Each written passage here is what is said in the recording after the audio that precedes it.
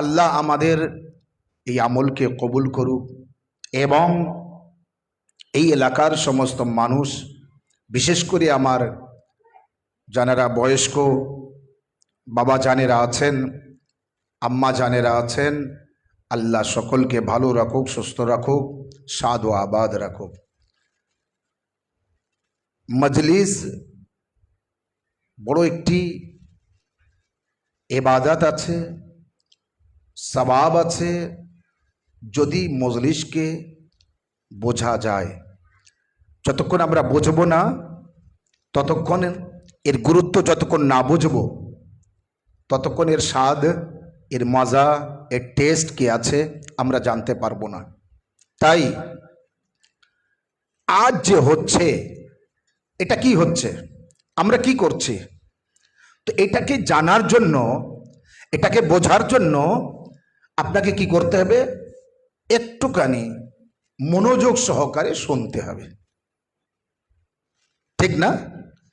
ভাই আমার, মা ও বোনেরা আমার, যদি আপনি না শোনেন তো বুঝবেন না, আর যদি আপনি না বোঝেন তো সারা জীবনের জন্য শুধু এটা দেখে যেতে হবে, শুনে যেতে হবে, কিন্তু আপনি কোনোদিন জানতে পারবেন না, বুঝতে পারবেন না এরা কারা আর এরা বলে তো কি বলে, এরা কারা আর এরা বলে তো কি বলে। আজ অনেকটা দূর থেকে আপনাদের এখানে এসেছি, হাওড়া জেলা যেহেতু, এটা বাউরিয়া গ্রাম। আল্লাহ আপনাদের দ্বারায় এই এলাকার মানুষকে একটি সুযোগ করে দিয়েছে নবী পাকের খানদানকে চেনার, নবী পাকের খানদানকে জানার, নবী পাকের খানদানকে বোঝার। দেখুন, আপনি একা যদি বলেন যে আপনি আপনার ফ্যামিলির একা সদস্য, তো আপনার দ্বারাই কি হতে পারে, আপনি কোনো মানুষকে নেবেন না। আপনার ডাইনে কেউ নেই, বাঁয়ে কেউ নেই, সামনে কেউ নেই, পিছনে কেউ নেই, আপনি একা, আপনি আর আপনি। আপনার দ্বারায় সম্ভব কিছু হবে না। আপনি ঘর করতে গেলে একা করতে পারবেন না, আপনি ব্যবসা করতে গেলে একা করতে পারবেন না, লোক লাগবে না। ঘর করতে গেলে লোক লাগবে না, নিজের টাকা থাকলেই সব কিছু হবে। আল্লাহ রাব্বুল আলামিন হাদিসে কুদসির মধ্যে পরিষ্কার ঘোষণা করেছেন, লাউলাকা লামা খালাকতুল আফলাক। হে আমার মুহাম্মদ সাল্লাল্লাহু আলাইহি ওয়াসাল্লাম, যদি আমি আল্লাহ তোমাকে সৃষ্টি না করতাম, কায়নাতের কিছুই সৃষ্টি করতাম না। বোঝা গেল? আল্লাহ রাব্বুল আলামিন যদি তার হাবিবকে সৃষ্টি না করতেন, তাহলে কায়নাতের কিছুই সৃষ্টি হতো না। বাস মনে রাখবেন, আর আমার সাথে সাই দেবেন, কথা বলবেন আমার সাথে, আপনার বুঝতে সুবিধা হবে। যদি আল্লাহ রাসূলুল্লাহ সাল্লাল্লাহু আলাইহি ওয়া সাল্লামকে সৃষ্টি না করতেন, তো কায়নাতের কিছুই সৃষ্টি হতো না। তার মানে আমার ও আপনার প্রিয় নবী যতক্ষণ না হয়েছেন সৃষ্টি, ততক্ষণ না আসমান ছিল, না জমিন, না চন্দ্র, না সূর্য, না নদী, না নালা, না খাল, না বিল, না পাহাড়, না পর্বত, না রাত, না দিন, না অন্ধকার, না আলো, না হাওয়া, না বাতাস, না জিন, না মালাক, না ফেরেশতা, এবং না নারী, না পুরুষ, না আপনি, না আমি। আমরা দুনিয়ার মধ্যে কিছুই ছিল না। আল্লাহ তখন চেয়েছে কি আমি কিছু একটা করি, তো কি করলেন? সর্বপ্রথম নিজের হাবিবকে সৃষ্টি করলেন। এবং যখন আল্লাহ নিজের হাবিবকে সৃষ্টি করেছে, জানেন কি থেকে সৃষ্টি করেছিলেন? আল্লাহ রাব্বুল আলামিন নিজের নূর থেকে নূরে মুস্তাফাকে সৃষ্টি করেন। এবং যে মুহূর্তে নিজের নূর থেকে নূরে মুস্তাফা সাল্লাল্লাহু আলাইহি ওয়া সাল্লামকে সৃষ্টি করেন, সেই মুহূর্তে কিন্তু নূরে আলী সৃষ্টি হয়। এটা মনে রাখবেন, ইয়া আলী, ইয়া আলী, ইয়া আলী। যে সময় নূরে মোস্তফা সৃষ্টি ওই মুহূর্তে, কিন্তু ওই পলকে নূরে আলী সৃষ্টি। এবার আপনি বলবেন কেন একটু দেরি কেন হয়নি? আপনি ঠান্ডা মাথায় শুনলে আর চিন্তা ভাবনা করলে বুঝতে পারবেন আল্লাহ এক ও একক। আল্লাহ একা, আল্লাহর কোনো সাথী নেই, আল্লাহর কোনো সঙ্গী নেই। আমরা কি পড়েছি সূরা তাওহীদের মধ্যে? লাম ইয়ালিদ ওয়া লাম ইউলাদ। না আল্লাহর ছেলে আছে, না আল্লাহ কারো ছেলে। আল্লাহর পুত্র নেই আর আল্লাহ কারো পুত্র নয়। তো আমরা সকলেই জানি আল্লাহ লা শারীকা লাহ, আল্লাহর কোনো শরীক নেই। তো যদি আল্লাহ একা, কিন্তু কেউ নেই, আর পৃথিবীতে এখন কেউ নেই, কিছুই নেই, তো আল্লাহ একা। যদি মুহাম্মদ রাসূলুল্লাহ সাল্লাল্লাহু আলাইহি ওয়াসাল্লামকে নিজের নূর থেকে সৃষ্টি করেন আর শুধু ওদিকে মুহাম্মদ সাল্লাল্লাহু আলাইহি ওয়াসাল্লাম থাকেন, তাহলে এদিকে আল্লাহ, ওদিকে মুহাম্মদ আল্লাহর নবী সাল্লাল্লাহু আলাইহি ওয়াসাল্লাম। আল্লাহর মোকাবেলায় কেউ নেই, নবী মোস্তফার মোকাবেলায় কেউ নেই। আল্লাহ একা, নবী মোস্তফাও একা। আল্লাহর কেউ নেই, নবী মোস্তফারও কেউ নেই। আল্লাহর শরিক নেই, নবী মোস্তফারও শরিক নেই। নাউজুবিল্লাহ, আল্লাহর মোকাবেলায় কেউ একজন এসে যাবে না। যে মুহূর্তে নূরে মোস্তফা সৃষ্টি, ওই মুহূর্তে ওই নূর থেকে নূরে আলীকে সৃষ্টি করে আল্লাহ রাসূলুল্লাহর শরীক ও সাথী বানিয়ে দিয়েছে। এ মোস্তফা, আমি একা আল্লাহ আছি, কিন্তু তোমরা কেউ একা থাকতে পারবে না। তাই তোমার সাথী মোস্তফা, তোমার সাথী আমি মুর্তজাকে বানিয়ে দিয়েছি। ইয়া আলী, ইয়া আলী। যে মুহূর্তে নূরে মুস্তফা সৃষ্টি, ওই মুহূর্তে কিন্তু নূরে মুর্তজা সৃষ্টি। আর তার কারণ, যখন নূরে মুস্তফা সৃষ্টি হলো, তাহলে কতজন হলেন? দুইজন। আল্লাহর সাথে কারো শরিক নেই। তাহলে কতজনকে আল্লাহ সৃষ্টি করলেন? আল্লাহ সৃষ্টি করলেন কতজনকে? দুইজনকে। নিজের নূর থেকে নূরে মুস্তফা সৃষ্টি, ওই মুহূর্তে নূরে আলী সৃষ্টি। তাহলে আল্লাহ নিজের নূর থেকে কতজনকে সৃষ্টি করলেন? দুইজনকে সৃষ্টি করলেন সর্বপ্রথম। এখনো কিন্তু কিছুই নেই, এখনো না আসমান, না জমিন, না চন্দ্র সূর্য, কিছুই নেই, দুনিয়ার মধ্যে কিছু নেই, কিন্তু নূরে মুস্তফা ও নূরে আলী। এই কারণেই তো আল্লাহ রাব্বুল আলামিন বলেছেন হাদিসে কুদসির মধ্যে, লাউলা কাল্লামা খালাকতুল আফলাক, হে আমার দোস্ত, আমার হাবিব, আমার বন্ধু, তোমাকে সৃষ্টি না করলে আমি কিছুই সৃষ্টি করতাম না। ওয়াল্লাউলা আলী লামা খালাকতুকা, আরে আমার হাবিব, যদি আমি আলীকে সৃষ্টি না করতাম তোমাকেও করতাম না। ওয়াল্লাউলা আল ফাতিমা লামা খালাকতুকুমা, আর যদি আমি ফাতেমা জাহরাকে সৃষ্টি না করতাম, মুহাম্মদ ও আলী, শুনে রাখো, তোমাদের দুজনকেও সৃষ্টি করতাম না।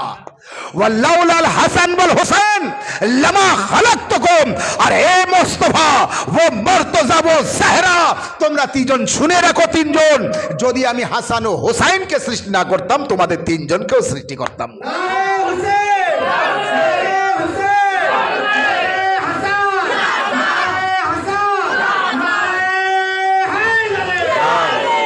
এই কারণে আল্লাহ বলছে, আমি যখন কিছু ছিল না, আমি নূরে মুস্তফাকে সৃষ্টি করেছি, তারপরে নূরে আলীকে সৃষ্টি করেছি, তারপরে নূরে ফাতেমা জাহরাকে সৃষ্টি করেছি, তারপরে ইমামে হাসান, তারপরে ইমামে হুসাইন। কতজন সৃষ্টি হলো?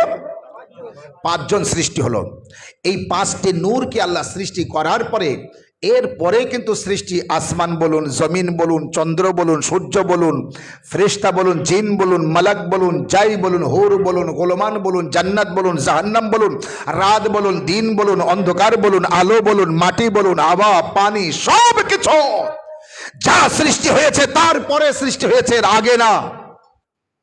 এবং আমারও আপনার মাওলা যেভাবে বলেছেন कि আল্লাহ ये কায়নাতকে, একজন ডক্টর গাবান, যিনি বড় একজন বৈজ্ঞানিক, তিনি বলেছিলেন নাহজুল বালাগা পড়ার পর, নাহজুল বালাগা মুতালিয়া করার পরে, মাওলা আলী আলাইহিস সালামের লেখা আছে নাহজুল বালাগা, ये নাহজুল বালাগা আপনি পড়বেন, আপনি বড় জ্ঞানী হবেন।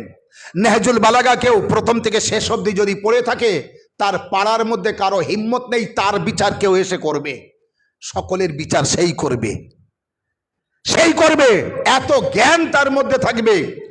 তাই ডক্টর গাবান বলেছিলেন যে আমি নাহজুল বালাগা আর কোরআন শরীফ পড়ার পরে একটা জায়গায় এসেছি, আর সেটি হলো এই कि হযরত আলী আলাইহিস সালাম এমন এক ব্যক্তি, হয় পৃথিবী আলী সৃষ্টি করেছে আর না হয় আলীর সামনে সৃষ্টি হয়েছে, হয় এই কায়নাতকে হযরত আলী সৃষ্টি করেছে আর না হয় হযরত আলীর সামনে সৃষ্টি হয়েছে। তাহলে নাহজুল বালাগার মধ্যে মাওলা আলী আলাইহিস সালাম কি কি বলেছেন? সেই মাওলা আলী আলাইহিস সালাম সৃষ্টি হয়েছেন।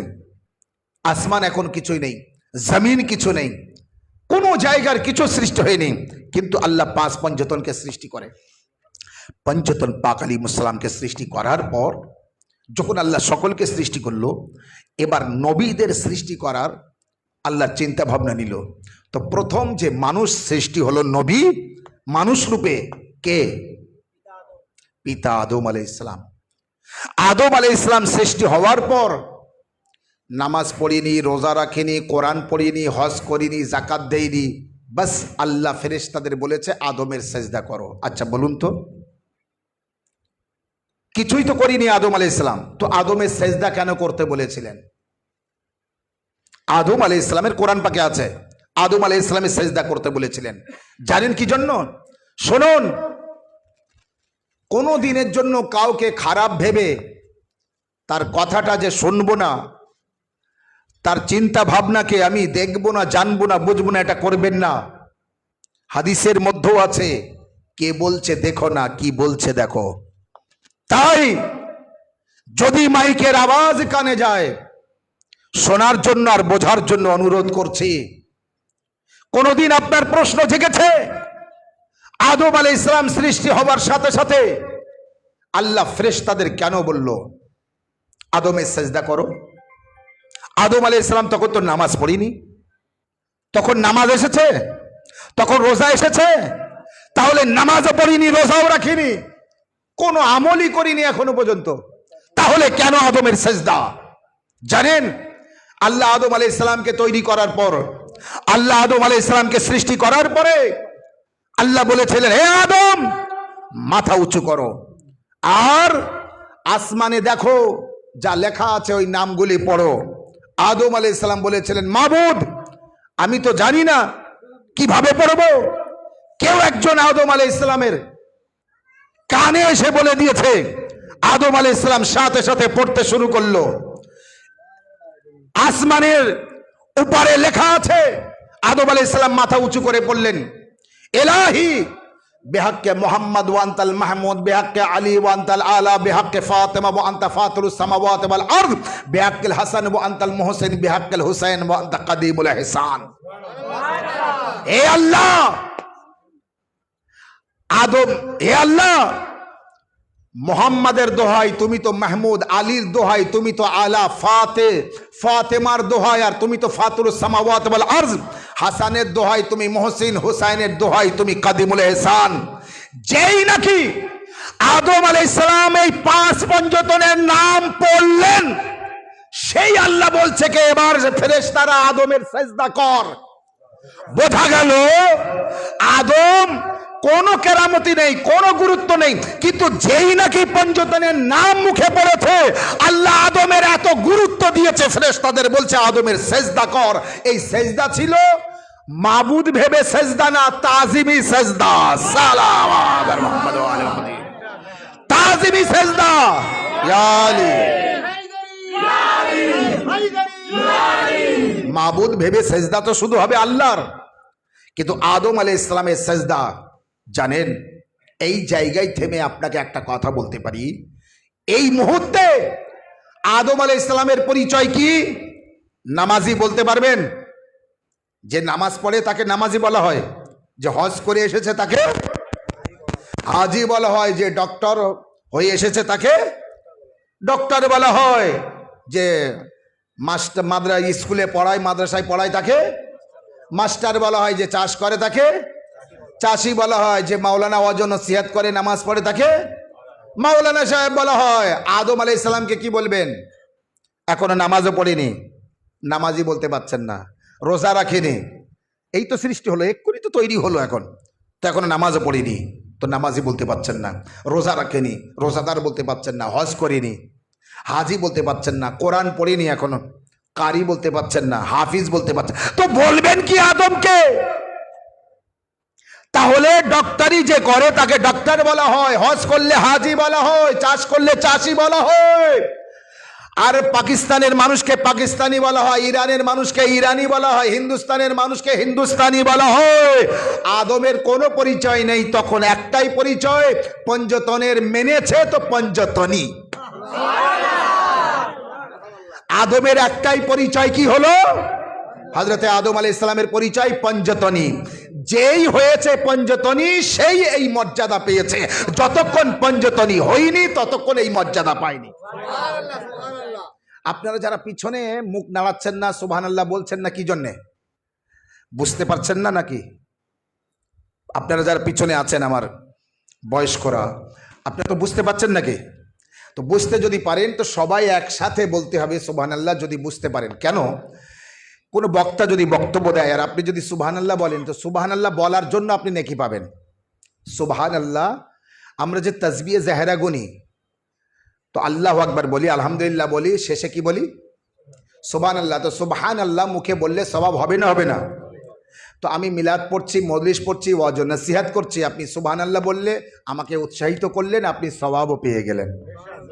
তাহলে কেন চুপচাপ মুখ বুজিয়ে থাকবেন? একটু সুবহানাল্লাহ বললে ভালো লাগবে। ঠিক আছে, আপনি সুবহানাল্লাহ বলবেন, মাশাআল্লাহ বলবেন, আলহামদুলিল্লাহ বলবেন, আল্লাহু আকবার বলবেন, এতে সওয়াব হবে, উৎসাহিত হবে।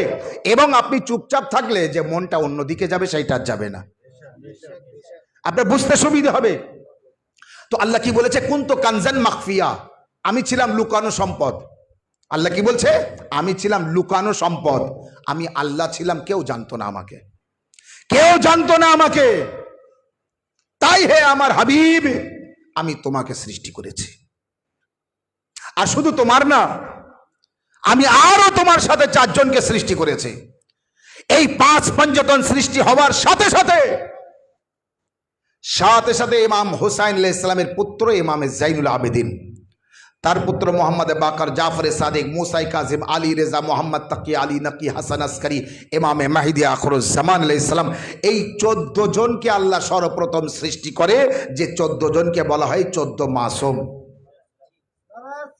আল্লাহুম্মা সাল্লি আলা মুহাম্মদ ওয়া আলি মুহাম্মদ। এই যে 14 মাসুম, সর্বপ্রথম যখন কিছুই ছিল না, আল্লাহ সর্বপ্রথম জানাদের সৃষ্টি করে 14 জনকে। এই 14 জন মাসুমকে বলা হয় উলিল আমর। 14 জন মাসুম, তার মধ্যে 12 জন ইমাম, আমাদের শেষ নবী আর মা ফাতেমা জাহরা। তো 12 জন ইমাম, শেষ নবী আর মা ফাতেমা জাহরা, কতজন হলো? 14 জন। ইমাম 12 জন, 14 না, 16 না, 13 না, 11 না, 9 না, ইমাম কিন্তু 12 জন। মাস কত? 12। ঘড়ির কাঁটা কয়টা? সালাওয়াত বার মুহাম্মদ ওয়া আলি মুহাম্মদ, আল্লাহুম্মা সাল্লি আলা মুহাম্মদ ওয়া আলি মুহাম্মদ। বোঝা গেল? মাস 13 হয়নি, 11 হয়নি। আর ঘড়ির কাঁটাও দেখুন আপনি, 13টা বাজে, 14টা বাজে না, 12টাই বাজবে, 12টা পর্যন্ত আছে।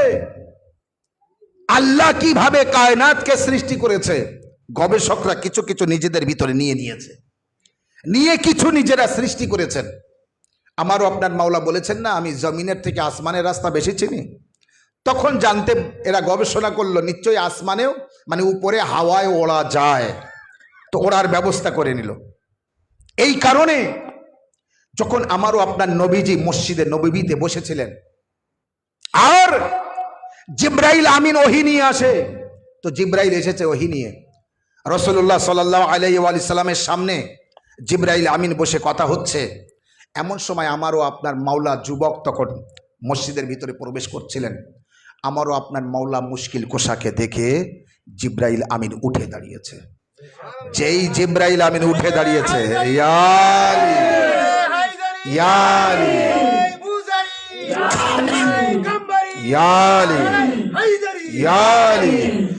বক্তব্য আমি যে ঘটনা বলবো, যে মন দিয়ে শুনবে, প্রথমে যেই বলবো আপনি সাথে সাথে বুঝতে পারবেন আমি কোথায় যাব। তখন আপনার নারা লাগানো খুতবা খুদ এসে যাবে।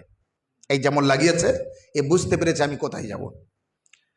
প্রথমে আপনি হয়তো বুঝতে পারবেন না, যেহেতু আমার বক্তব্য আজ প্রথম শুনছেন, আর ইউটিউবে সবসময় শোনেন, কিন্তু ডাইরেক্ট আজ প্রথম শুনছেন।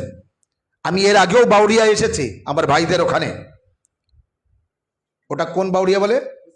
পশ্চিম বাউরিয়ায় আমি এসেছি মহরমের আগে, ঈদে গাদিরে এসেছিলাম, এবং বাগনানে গত শুক্রবার এসেছিলাম। আমি প্রচুর আসি হাওড়া জেলায়, মেদিনীপুর, হলদিয়ায় আশপাশে আসি, কিন্তু আমার নসিব হয়নি এই জায়গায় আসার, আজ প্রথম হলো, আর আপনাদের সাথে সাক্ষাৎ করতে পেরেছি।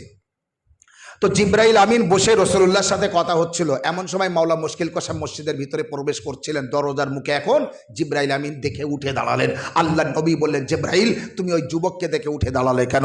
জিব্রাইল আমিন তখন বলছে, ইয়া রাসূলুল্লাহ, উনি শুধু যুবক না, আমার মাস্টার। উনি শুধু যুবক না, বরং উনি আমার ওস্তাদ, উনি আমার মাস্টার। জিব্রাইল আমিন, তুমি কি বলছো?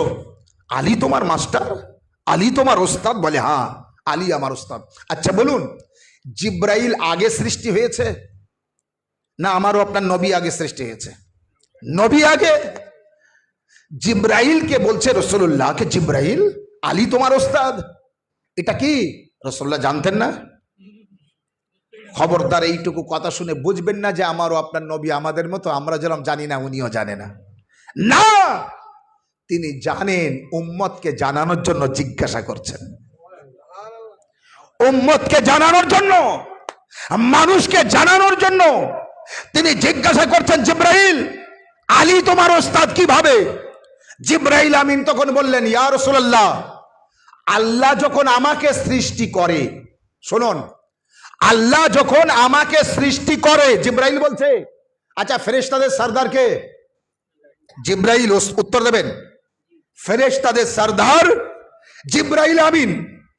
আল্লাহ জিব্রাইল বলছে কি, আল্লাহ যখন আমাকে সৃষ্টি করে, তো সৃষ্টি করার পরে বলেছিল কি, বলো তুমি কে আর আমি কে? মান আনতা ওয়া মা আনা, তুমি কে আর আমি কে?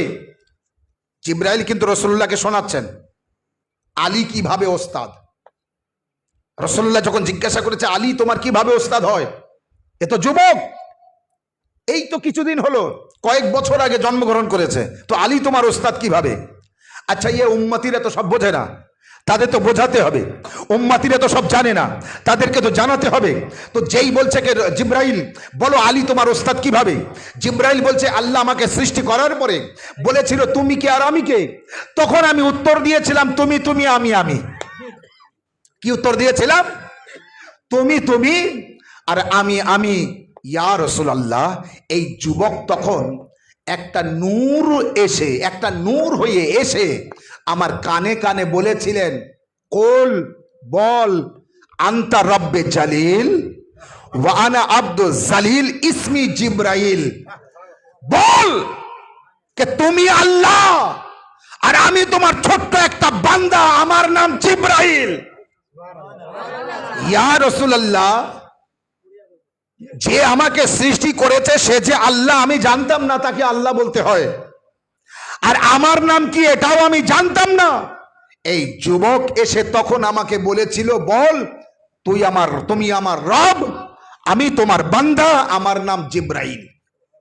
ও আমার ভাইরা, মা বোনেরা, ওয়াজ বহুত শুনেছেন সারা জীবন, আজ একটু মন দিয়ে শুনুন, আজ একটু অনুগ্রহ করে, বাস বেশি সময় আমি বলি না, 4-5 ঘন্টা বলবো না।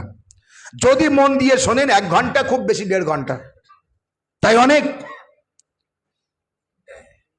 আলোচনা আমার লম্বা, সকাল পর্যন্ত বললে শেষ হবে না, কিন্তু আমি চেষ্টা করব শেষ করে, কারণ কাল দুপুরে আরেক জায়গায় আমার মজলিস আছে, যাতে করে আমি সময় মতো বাড়িতে পৌঁছে আবার সেখানে পৌঁছাতে পারি।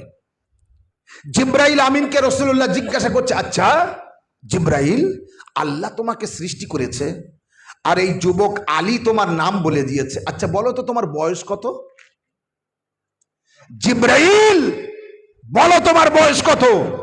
জিব্রাইল আমিন তখন বলছে, ইয়া রাসূলুল্লাহ, আসমানে একটি তারা দেখা যায়, 70,000 বছর পর একবার দেখা যায়। সেই তারাকে আমি 70,000 বার দেখেছি। আল্লাহু আকবার। ইয়া আলী, আলী আলী, জোরে আলী আলী, হাত তুলে, আলী আলী, আলী আলী, আলী আলী, আলী আলী আলী আলী আলী মাশাআল্লাহ মাশাআল্লাহ ইয়া আলী ইয়া রাসূলুল্লাহ। আসমানে একটি তারা দেখা যায়, 70,000 বছর পর একবার দেখা যায়। সময়টা একবার ভেবে নেবেন, যদি ক্যালকুলেশন করতে পারেন তো করবেন। 70,000 বছর পর একবার দেখা যায়। ইয়া রাসূলুল্লাহ, সেই তারাকে আমি 70,000 বার দেখেছি। তাহলে জিব্রাইলের বয়স কত? জিব্রাইল আমিনের যদি এই বয়স হয় তো মাওলা আলীর কত বয়স আছে? আর মাওলা আলীর যদি ওই বয়স হয় তো আমাদের আখেরি নবী মুস্তাফার কত বয়স হবে? ইয়া রাসূলুল্লাহ, ইয়া রাসূলুল্লাহ। দেখুন, যখন আমরা আলী আলী করবো না, নারা লাগাবো, এক শ্রেণী মানুষ বলবে এরা খুব আলী আলী করে, কিন্তু এটা বললে হবে না, রাগ করলে হবে না। দেখুন, কেউ আমাদের শেষ নবীকে বুঝেছে মাওলানার কথা শুনে, মাওলানা যেভাবে বুঝিয়েছে সেইভাবে বুঝেছে। আমরা যারা আহলে বাইতের ভক্ত শিয়ানে আলী, আমরা নবীকে বুঝেছি মাওলা আলীর কথা শুনে। আমরা আলীকে বুঝেছি নবীর থেকে, আর নবীকে বুঝেছি আলী থেকে। এই কারণে আমাদের মতো কেউ নবী নবী করতে পারে না, আর আমাদের মতো কেউ আলী আলী করতে পারে না।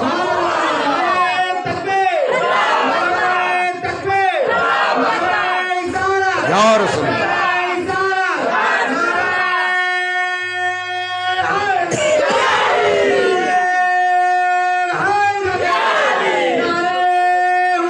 ইয়া হুসাইন,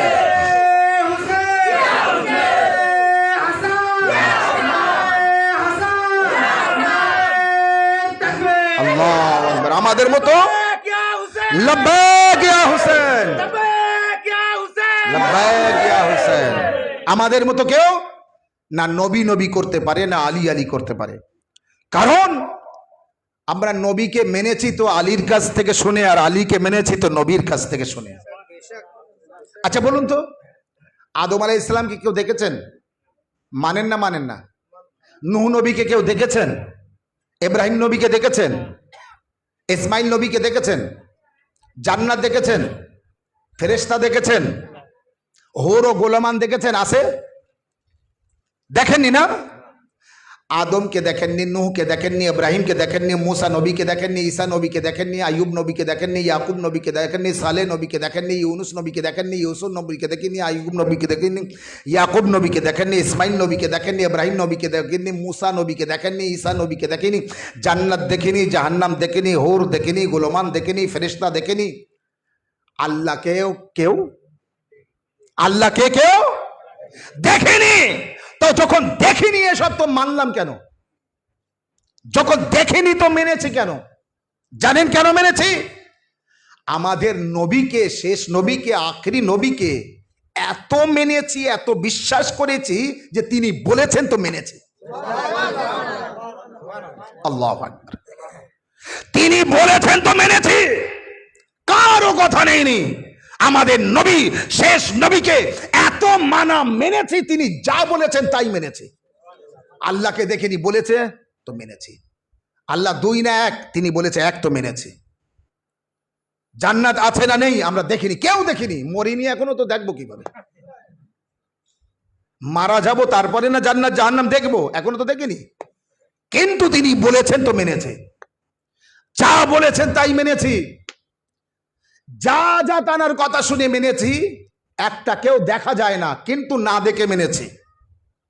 আর গাদির রকমের ময়দানে মাওলা আলীকে দুই হাতে তুলে দেখি আর মুখে বলেছেন মান কুনতা মাওলা ফাহাজা আলীউর মাওলা।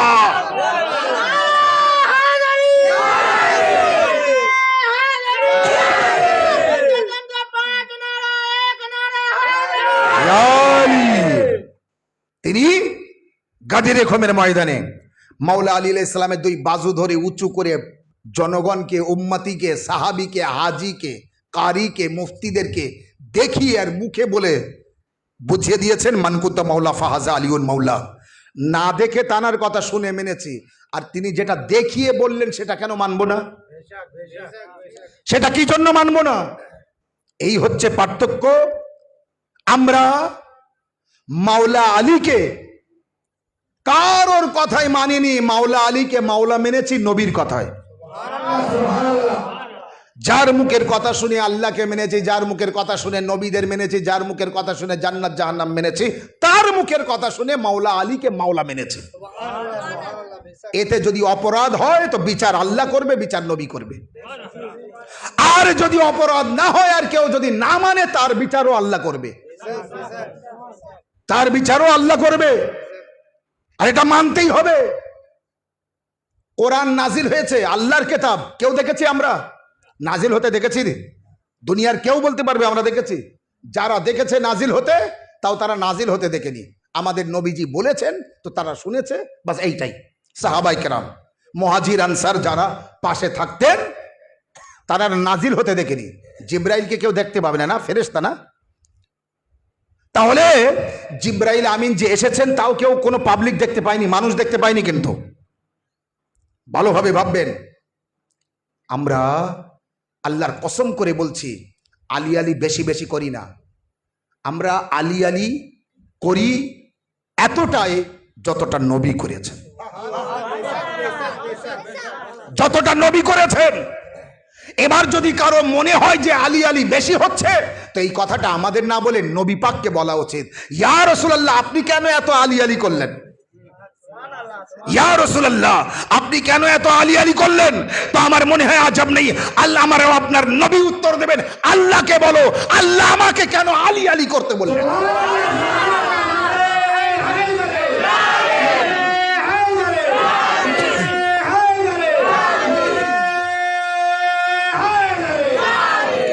নামাজ এসেছে, দিন সম্পূর্ণ হয়নি।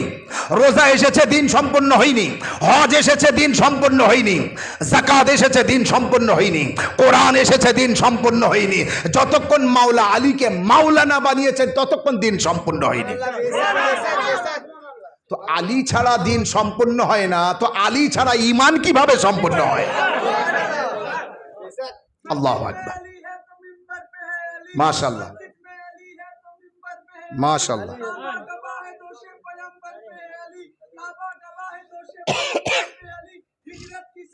माशाल्लाह, माशाल्लाह। बचना अली,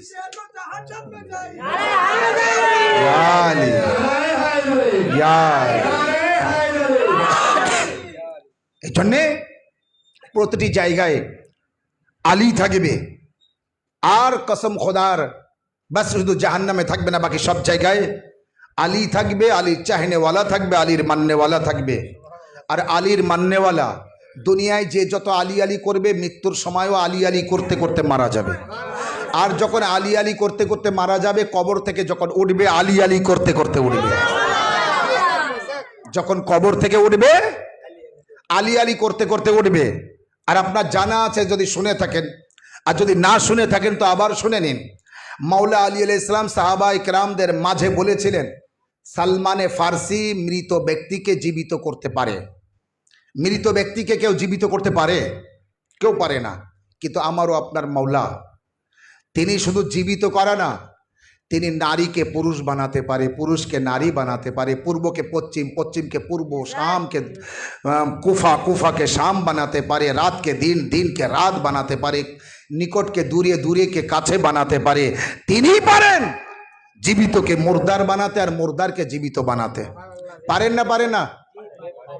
শামের ওই ফকির, শামের ওই ফকির, জানেন আমি ওকে ফকির বলি। সেই ফকির একটা ব্যক্তিকে পাঠিয়েছে, একটা মহিলাকে পাঠিয়েছে যুবক ছেলের সাথে, যাও কুফায় যেয়ে থাকো, কুফায় যেয়ে থাকো। আর অনেক দিন থাকার পর হঠাৎ একদিন তোমার ছেলেকে তুমি মুর্দার বানাবে, কাফন পরাবে, কান্নাকাটি শুরু করবে। লোকজন আসবে, তুমি বলবে কি হয়েছে? তুমি বলবে আমার একটাই ছেলে, একে নিয়ে আমি এখানে থাকি, আমার যুবক ছেলে মারা গিয়েছে, এর জানাজা কোনো মাওলানা পড়ালে হবে না, এর জানাজা যদি মাওলা আলী পড়ায় তাহলে আমি এর জানাজা মাওলাকে পড়াতে দেব। মনে রাখবেন, মন দিয়ে শুনবেন, কথাটা শুনতে ভালো লাগবে, বুঝতে ভালো লাগবে। আমাকে একটু গ্লাসে পানি দিতে হবে। শুনতে ভালো লাগবে, বুঝতে ভালো লাগবে আপনার। আর এখান থেকে বেশি বারবার উঠে গেলে হবে না, আসলে হবে না। চুপচাপ যতক্ষণ আমি মদিশ পড়বো এখান থেকে নড়লে হবে না, আর আমার দিকে তাকিয়ে থাকতে হবে। তাহলে শামের ওই ফকির যে আমার মাওলার সাথে সিফিনে যুদ্ধ করেছিল, তাহলে ফকিরের নাম বুঝতে পেরেছেন? সেই ফকির মানুষটা, ফকির ব্যক্তি মাওলা আলী আলাইহিস সালামকে নাউজুবিল্লাহ মিথ্যাবাদী বানানোর জন্য রাসূলুল্লাহ কি বলেছেন? আলী মাল হক ওয়াল হক মাল আলী। আলী হকের সাথে, হক আলীর সাথে। আলী মাল কোরআন ওয়াল কোরআন মাল আলী। আলী কোরআনের সাথে, কোরআন আলীর সাথে। এটা কতটা সত্য! আলী যা বলে সব ঠিক বলে, আলী যা বলে যা সত্য বলে, এটাকে মিথ্যে প্রমাণ করব। তাই শামের ওই ফকির একটা মহিলাকে পাঠিয়েছে আর বলেছে তোমার জীবিত ছেলেকে তুমি হঠাৎ করে মৃত বানাবে, কাফন পরাবে। যুক্তি মিথ্যে মিথ্যে, আর কান্নাকাটি করবে। লোক যখন আসবে বলবে আমার ছেলে মারা গিয়েছে। লোক যখন জানাজার ব্যবস্থা করবে তখন তুমি বলবে যে আমি এই ছেলের জানাজা মাওলা আলী দ্বারাই পড়াবো। আদৌ কি তো মাওলাকে মানে না? ওকে পয়সা দিয়ে পাঠিয়েছে, তো তুমি এটা করতে পারলে আর আলী তোমার ছেলে জানাজা পড়বে, তারপরে তোমার জীবিত ছেলেকে নিয়ে চলে আসবে, দেখবে আলী মিথ্যাবাদী আর নবী যা বলেছে সব মিথ্যে, এর প্রমাণ করাবো। চিন্তা করুন, চিন্তা করুন। মাওলা আলী আলাইহিস সালাম আছেন কুফায়। ওই মহিলা নিজের যুবক ছেলেকে মৃত বানিয়ে কাফন পরিয়ে নিয়ে আসছে মাওলা আলী আলাইহিস সালামের সামনে, আর সব যুক্তি করে এসেছে। মাওলা আলী আলাইহিস সালাম ছেলের বলছে এর ওয়ারিস কে আছে? বলে এই তো মা আছে। বলে আপনার ছেলের জানাজা পড়বো? বলে হ্যাঁ পড়ুন। 3 বার জিজ্ঞাসা করেছে আপনার ছেলের জানাজা পড়বো? বলে হ্যাঁ পড়ুন। মাওলায়ে কায়নাত জানাজা পড়িয়ে দিলেন, পেছন থেকে সব হাসতে শুরু করলো। ও কি হয়েছে? না আলী দেখো জীবিত ছেলের জানাজা পড়িয়ে দিয়েছে। আলী তো গায়েবের খবর রাখে না, মাওলা আলী তো কিছুই জানে না, আলী তো কোনো খবরই রাখে না। মাওলা বললেন যদি তোমার জীবিত ছেলে থাকে তো তুমি নিয়ে যাও।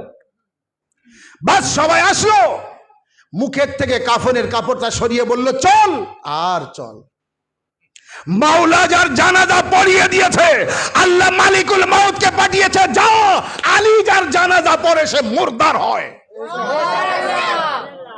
তার আর জীবিত থাকার ক্ষমতা নেই, তার আর জীবিত থাকার হিম্মত নেই।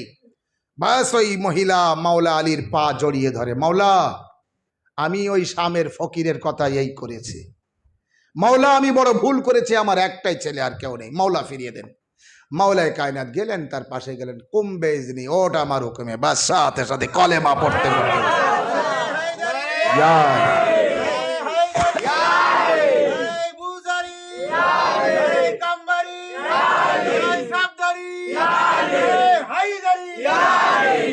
হচ্ছে মাওলা। তাই সাহাবায়ে কেরামরা সেই জায়গায়, সাহাবায়ে কেরামরা সালমানে ফার্সির কাছে এসে বলছে সালমান শুনেছো মাওলা কি বলেছে? তো সালমান বলছে কি বলেছে? তো সালমানে ফার্সিকে তারা বলছে মাওলা আলী বলেছে তুমি নাকি মৃত ব্যক্তিকে জীবিত করতে পারো। সালমানও মিন্না আহলাল বাইত, সালমান আহলে বাইতের একজন, বিশ্বনবীর হাদিস আছে সালমান এত ভক্ত আহলে বাইতের। তাই মাওলা আলী আলাইহিস সালাম বললেন সালমানও মুরদারদের জীবিত করতে পারে। সালমান নিজেই জানতো না যে আমার এত বড় হিম্মত, এত বড় ক্ষমতা আছে, কিন্তু মাওলা দিয়েছেন। আমারও আপনার কথা বললে তো আমরা বলতাম হ্যাঁ আমি পারি নাকি, কিন্তু সালমান কি উত্তর দিলেন জানেন? সালমানে ফার্সি উত্তর দিলেন আমার মাওলা যদি বলে থাকে তো তাই। বিশ্বাস দেখুন, আমার মাওলা যদি বলে থাকে তো তাই। বললো আচ্ছা ঠিক আছে সালমান, তাহলে চলো ওই কবরস্থানে একটা মুরদার জীবিত করে দেখাও, তুমি কিরম মুরদার জীবিত করতে পারো। সালমানে ফার্সি সেই সমস্ত লোকদের নিয়ে একটা মাঠে মরুভূমিতে যে কবরস্থান সেখানে গেলেন। কবরস্থানের দিকে তাকিয়ে বললেন হে মুরদাররা, তোরা জানিস তো আমার মাওলা কি বলেছে? তোরা জানিস তো আমার মাওলা কি বলেছে? একটা মুরদার কবরের ভিতর থেকে বার হলো মাথার ধুলোবালি ঝাড়তে ঝাড়তে, আর সালমানে ফার্সিকে সালাম দিলেন। সালাম দেওয়ার সাথে সাথে বলছে আমার উটের বাচ্চা, আমার উটের বাচ্চা, আমার উটের বাচ্চা। কোথায় আমার উটের বাচ্চা? সাথে সাথে সব সাহাবারা বলছে, সালমান তোমার কথাই মুর্দার জীবিত হয় আমরা মানলাম, কিন্তু এ বলে কি আমার উটের বাচ্চা, আমার উটের বাচ্চা। সালমানে ফার্সি তখন বলছে, কেন তুমি জানো না? বলে না। বলে আচ্ছা, এ আমার উটের বাচ্চা, আমার উটের বাচ্চা কেন বলছে জানো? ও যখন মারা যায় ওই পাহাড়ের দিকে ছিল, ও উট চড়াতো, ওর একটা উটের বাচ্চা হারিয়ে গিয়েছিল, সেই উটের বাচ্চাটা খোঁজ করছিল আর চারিদিকে ঘুরছিল আর বলছিল আমার উটের বাচ্চা কোথায়, আমার উটের বাচ্চা কোথায়, আমার উটের বাচ্চা কোথায়। সেই সময় মালিকুল মউত আসে আর ওর রুহটা কবজ করে, ওর মৃত্যু হয়ে যায়। ওর মৃত্যু হওয়ার সময় বলছিল মুখে আমার উটের বাচ্চা কোথায়, আমার উটের বাচ্চা কোথায়। যখন এই মুহূর্তে জীবিত হয়েছে, তো যেই জীবিত হয়েছে সেই মৃত্যুর সময় যা বলতে বলতে মারা গিয়েছিল, কবর থেকে ওঠার সময় তাই বলতে বলতে উঠছে। এবার তো বোঝা গেল আমরা যারা আলী আলী করছি, আলী আলী করতে করতে মারা যাব, কবর থেকে উঠবো তো আলী আলী করতে করতে।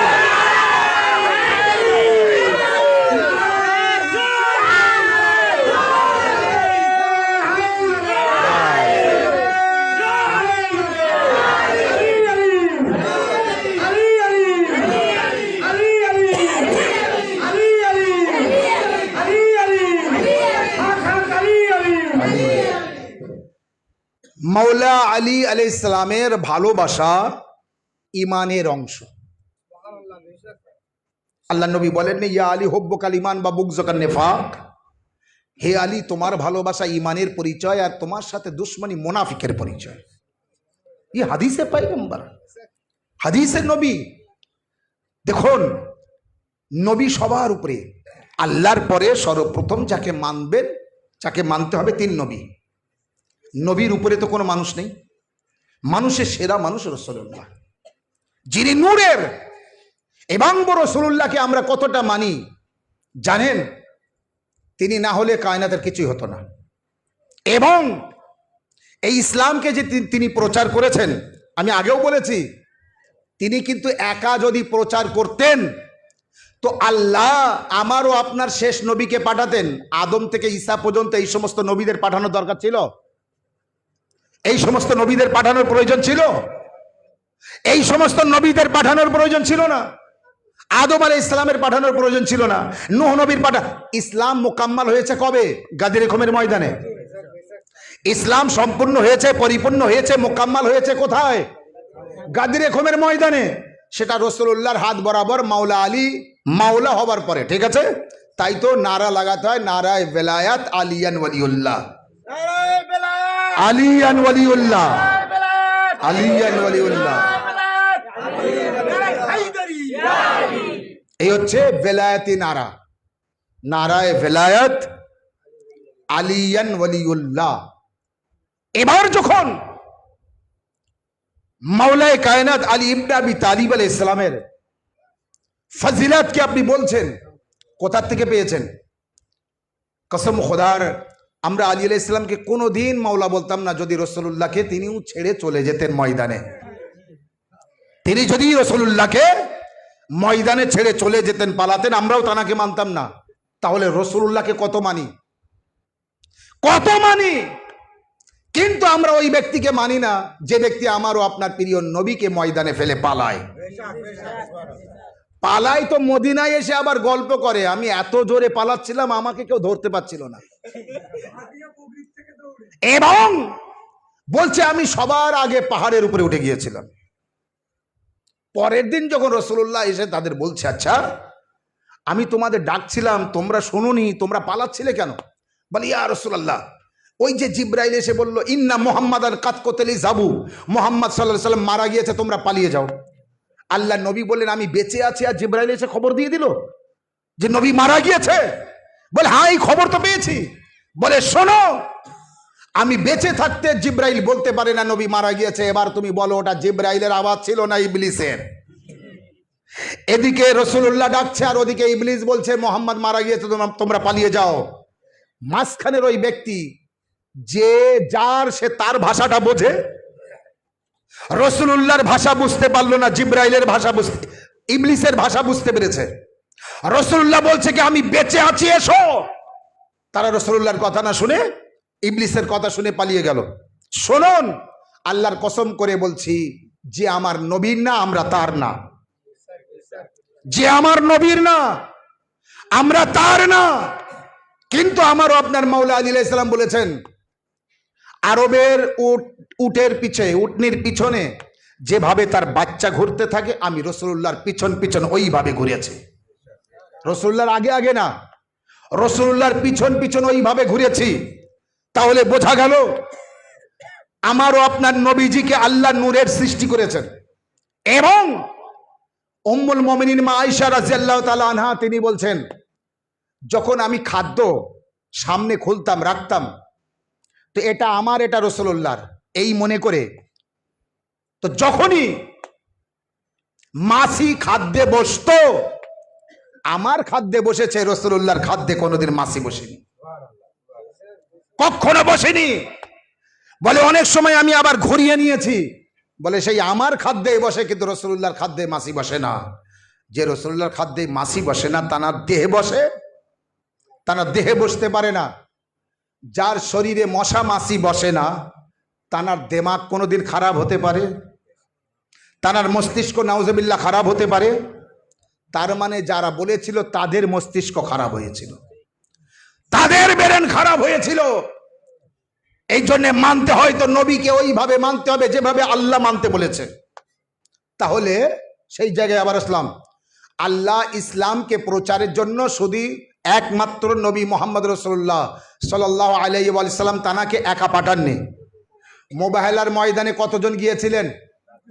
তিরমিজি শরীফ, মিসকাত শরীফ, আবু দাউদ শরীফ, নাসাই শরীফ, ইবনে মাজাহ শরীফ, বুখারী শরীফ থেকে নিয়ে সমস্ত শরীফের মধ্যে যান।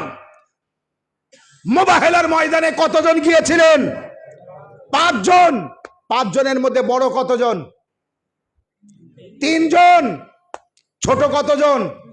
2 জন। মাশাআল্লাহ, এ তো মনে হচ্ছে যেন 30 বছর ধরে আপনারা আমার মজলিস একসাথে করা হয়, সেইভাবে বলছেন, উত্তর দিচ্ছেন। এইরকমই উত্তর দিতে হবে। আমি যে এলাকায় মজলিস পড়ি এইরকমই উত্তর দেয়। তাহলে মুবাহলার ময়দানে কতজন গিয়েছে? 5 জন। 5 জনের মধ্যে 2 জন বাচ্চা। বড় কতজন? 3 জন। 3 জনের মধ্যে পুরুষ কতজন? মহিলা কতজন? তার মানে মুবাহলার ময়দানে শুধু রাসূলুল্লাহ গেলেই হয়ে যেত? মেয়েকে নিয়ে যাবার দরকার ছিল, জামাইকে নিয়ে যাবার দরকার ছিল, আর ওই 2 নাতিকে নিয়ে যাবার দরকার ছিল। তো আল্লাহ কেন শুধু রাসূলুল্লাহকে যেতে বলেননি? রাসূলুল্লাহ কেন মেয়েকে নিয়ে গেলেন? রাসূলুল্লাহ কেন জামাইকে নিয়ে গেলেন? রাসূলুল্লাহ কেন নাতিকে নিয়ে গেলেন? আল্লাহর কসম করে বলছি, ভাইরা আমার, বাবা জানেরা আমার, আব্বা জানেরা আমার, নামাজ পড়ুন, আল্লাহ আপনার নামাজ কবুল করুক। কিন্তু একটু পঞ্চতনের জিকিরটা শুনুন, কিন্তু একটু পঞ্চতনের জিকিরটা শুনুন। মুবাহলার ময়দানে রাসূলুল্লাহ মেয়েকে নিয়ে যাননি, রাসূলুল্লাহ ফাতেমা জাহরাকে নিয়ে গিয়েছিলেন। জামাইকে নিয়ে যায়নি, মাওলা আলী মুশকিল কোষাকে নিয়ে গিয়েছিলেন। নাতিকে নিয়ে যাননি, হাসান ও হুসেন জান্নাতের যুবকদের সরদারকে নিয়ে গিয়েছিলেন।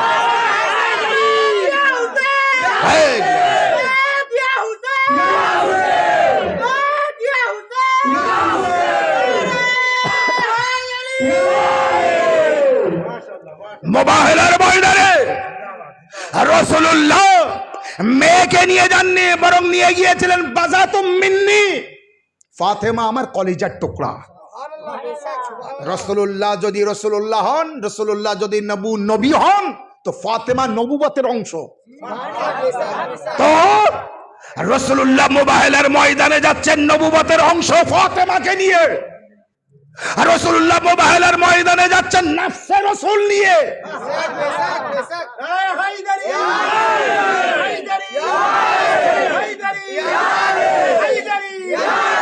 রাসূলুল্লাহ মুবাহলার ময়দানে যাচ্ছেন জান্নাতের জবানানে, জান্নাতের 2 বাদশা, জান্নাতের 2 সরদার, ইমামে হাসনাইন করিমাইন শরীফাইনকে নিয়ে, ইমামে হাসান ও ইমামে হুসাইন আলাইহিস সালামকে নিয়ে। এমন ভাবে মুবাহলার ময়দানে গিয়েছেন, যদি একা যাওয়ার পরে মুবাহলা হয়ে যেত তো এই 4 জনকে নিয়ে যাওয়ার দরকার ছিল না। তাহলে 4 জনের দরকার, 4 জনের দরকার। তার মানে বোঝা গেল ইসলাম প্রচার একা করতে পারবেন না। আপনি জানেন রাসূলুল্লাহ যখন ইসলাম প্রকাশ্য প্রচার করেছিলেন কত বছর বয়সে বলুন তো? 40 বছর বয়সে। 40 বছর বয়সে। কারণ কি? কারণ কি? এই রাতে এই লাইটগুলি নিভিয়ে দেন, অন্ধকারে চলতে আপনার অসুবিধা না হলো আমার হবে না? হবে না? আমার তো অলিগলি চেনা নেই না? আপনার যাদের চেনা আছে অন্ধকারও কোনো রকম চলতে পারবেন, কিন্তু আমার তো চেনা নেই। তাহলে এই অন্ধকারে আমাকে চলতে গেলে কিসের দরকার? লাইটের দরকার। আলোকে দূর করার জন্য, অন্ধকারকে দূর করার জন্য আমার একটি প্রয়োজন। এদিকে তাকান, ওদিক যাই হোক, আমার এদিকে প্রয়োজন। অন্ধকার দূর করতে হবে, তাহলে আমি চলতে পারবো। আর অন্ধকার দূর করার জন্য একটা টর্চ লাইটের দরকার। রাসূলুল্লাহ 40 বছর পর্যন্ত অপেক্ষা করছিলেন কার? তিনি যদি ইসলাম প্রচার 40 বছরের আগে করতেন, তার সামনের বাধা ওই অন্ধকার দূর করার জন্য যে লাইটের প্রয়োজন, ওই লাইট ছিল না। তাই রাসূলুল্লাহর যখন বয়স 30 বছর, মাওলা আলী তখন কাবা ঘরে জন্মগ্রহণ করলেন। রাসূলুল্লাহর বয়স যখন 40 বছর, মাওলা আলীর তখন বয়স 10 বছর। এবার দাওয়াতে জুলাসেরা করে মাওলা আলী যখন মদত করার, সাহায্য করার ওয়াদা করলেন, এবার মাওলা আলী সেই টর্চের কাজ করছেন। রাসূলুল্লাহ ইসলাম প্রচার করছেন, মাওলা আলী বাধা দূর করছেন।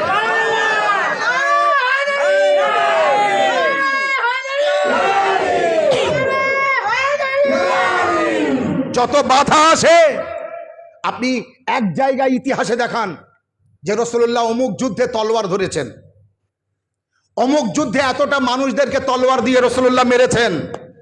যত তলোয়ার চালিয়েছেন মাওলা আলী, যুদ্ধ করেছেন মাওলা আলী, কিন্তু রাসূলুল্লাহ ছিলেন, যুদ্ধ করেননি, রাসূলুল্লাহ কাউকে মারেননি। অর্থাৎ রাসূলুল্লাহ চলেছেন, রাসূলুল্লাহ চলেছেন, ইসলাম প্রচার করেছেন, ইসলাম প্রচার করেছেন, কিন্তু অরিজিনাল ইসলামের মদত যিনি করেছেন তিনি হলেন মাওলা আলী মুশকিল কুশা, তিনি হলেন শেরে খোদা। এই জন্যই তো তিনি ওয়াদা করলেন, কেউ না থাক আমি থাকবো, কেউ সাহায্য না করুক আমি করব। তাই যতদিন হযরতে আবু তালিব আলাইহিস সালাম বেঁচে ছিলেন, রাসূলুল্লাহর ঘর কেউ ঘিরতে পারেনি। হযরত আবু তালিব আলাইহিস সালামের ইন্তেকালের পর তো রাসূলুল্লাহর ঘর ঘিরে ফেলছে। জিন্দাবাদ,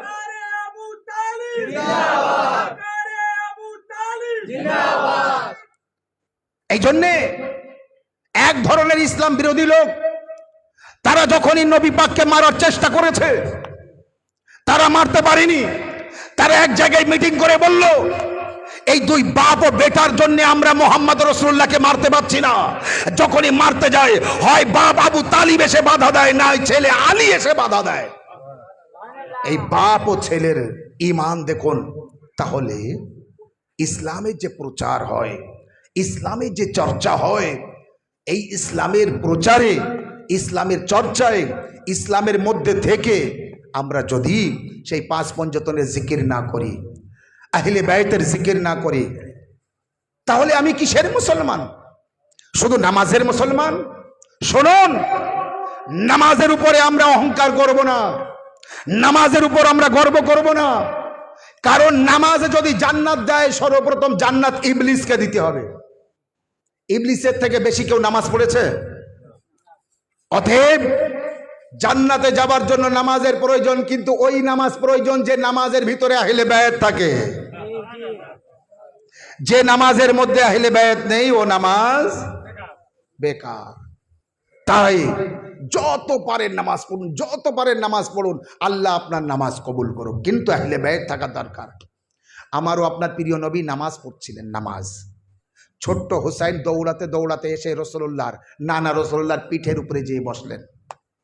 রাসূলুল্লাহ আর সেজদা থেকে মাথা তোলেন না, আর সেজদা থেকে মাথা তোলেন না। আমি বলবো, ইয়া রাসূলুল্লাহ, আপনি তো শেষ নবী, আপনি তো আল্লাহর নবী, আপনি আখেরি নবী, আপনি তাজেদারে মদিনা, আদমের নবী আপনি, নূহের নবী আপনি, ইব্রাহিমের নবী আপনি, মুসার নবী আপনি, ঈসার নবী আপনি। নামাজ পড়ছেন আপনি, সাহাবায়ে কেরামরা পিছনে নামাজ পড়ছে, আপনার পিঠের উপরে ছোট্ট হোসাইন এসে বসেছে, আপনি হোসাইনকে নামিয়ে দেন, আপনি হোসাইনকে নামিয়ে দেন। কিন্তু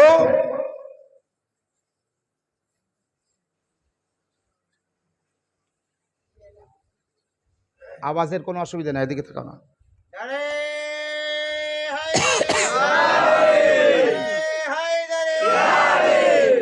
কিন্তু ইয়া রাসূলুল্লাহ, আপনি হুসাইনকে নামিয়ে দেন, আপনি নামাজ পড়তে থাকুন, এদিকে এদিকে করলে হবে না, আমার সামনে ডিস্টার্ব করলে হবে না। ইয়া রাসূলুল্লাহ, আপনি হুসাইন, আওয়াজ যাই হোক আমরা শুনতে পেলে হবে। ইয়া রাসূলুল্লাহ, আর যদি এই বক্সে ফ্যানের জন্য হয়তো ফ্যান বন্ধ করে দাও, থেকে ফ্যান বন্ধ করে দিলে যদি হয়তো বা হবে। ইয়া রাসূলুল্লাহ, আপনি নামাজ পড়ছেন আর হোসাইন যেহেতু পিঠের উপরে এসে বসেছে, বাস ঠিক আছে, হোসাইন পিঠের উপরে এসে বসেছে, তো আপনি হোসাইনকে নামিয়ে দেন পিঠের উপর থেকে। কিন্তু আপনি সেজদা কেন লম্বা করছেন? সুবহানা রাব্বিয়াল আলা ওয়া বিহামদি কেন লম্বা হচ্ছে? এত কেন দেরি করছেন? কিন্তু আল্লাহর নবী নামাজ পড়ে যাচ্ছেন, নামাজ পড়ে যাচ্ছেন, নামাজ পড়ে যাচ্ছেন। আচ্ছা বলুন তো, ইমাম সাহেব প্রতিদিন যেভাবে সেজদা করেন, কোনোদিন হঠাৎ করে ইমাম সাহেব সেজদা লম্বা করলে পিছনের লোক মাথা উঁচু করে দেখবে না? কি হলো ইমাম সাহেবের? আমারও আপনার প্রিয় নবী যখন মাথা তুলছেন না, তো পিছনের লোক এবার মাথা উঁচু করে করে দেখে, আবার সেজদায় যায়, আবার উঁচু করে দেখে, আবার সেজদায় যায়, আবার উঁচু করে দেখে, আবার। আচ্ছা বলুন তো, পিছনের লোক মাথা উঁচু করে দেখছিল তো কি দেখছিল? মাশাআল্লাহ মাশাআল্লাহ, আপনারা আমার সাথে আছেন। পিছনের লোক মাথা উঁচু করে দেখছে তো হোসাইনকে দেখছে। আল্লাহ বুঝিয়ে দিচ্ছে, এ আমার বান্দারা, নামাজ পড়ছিস তো দেখ আসল নামাজ কাকে বলে।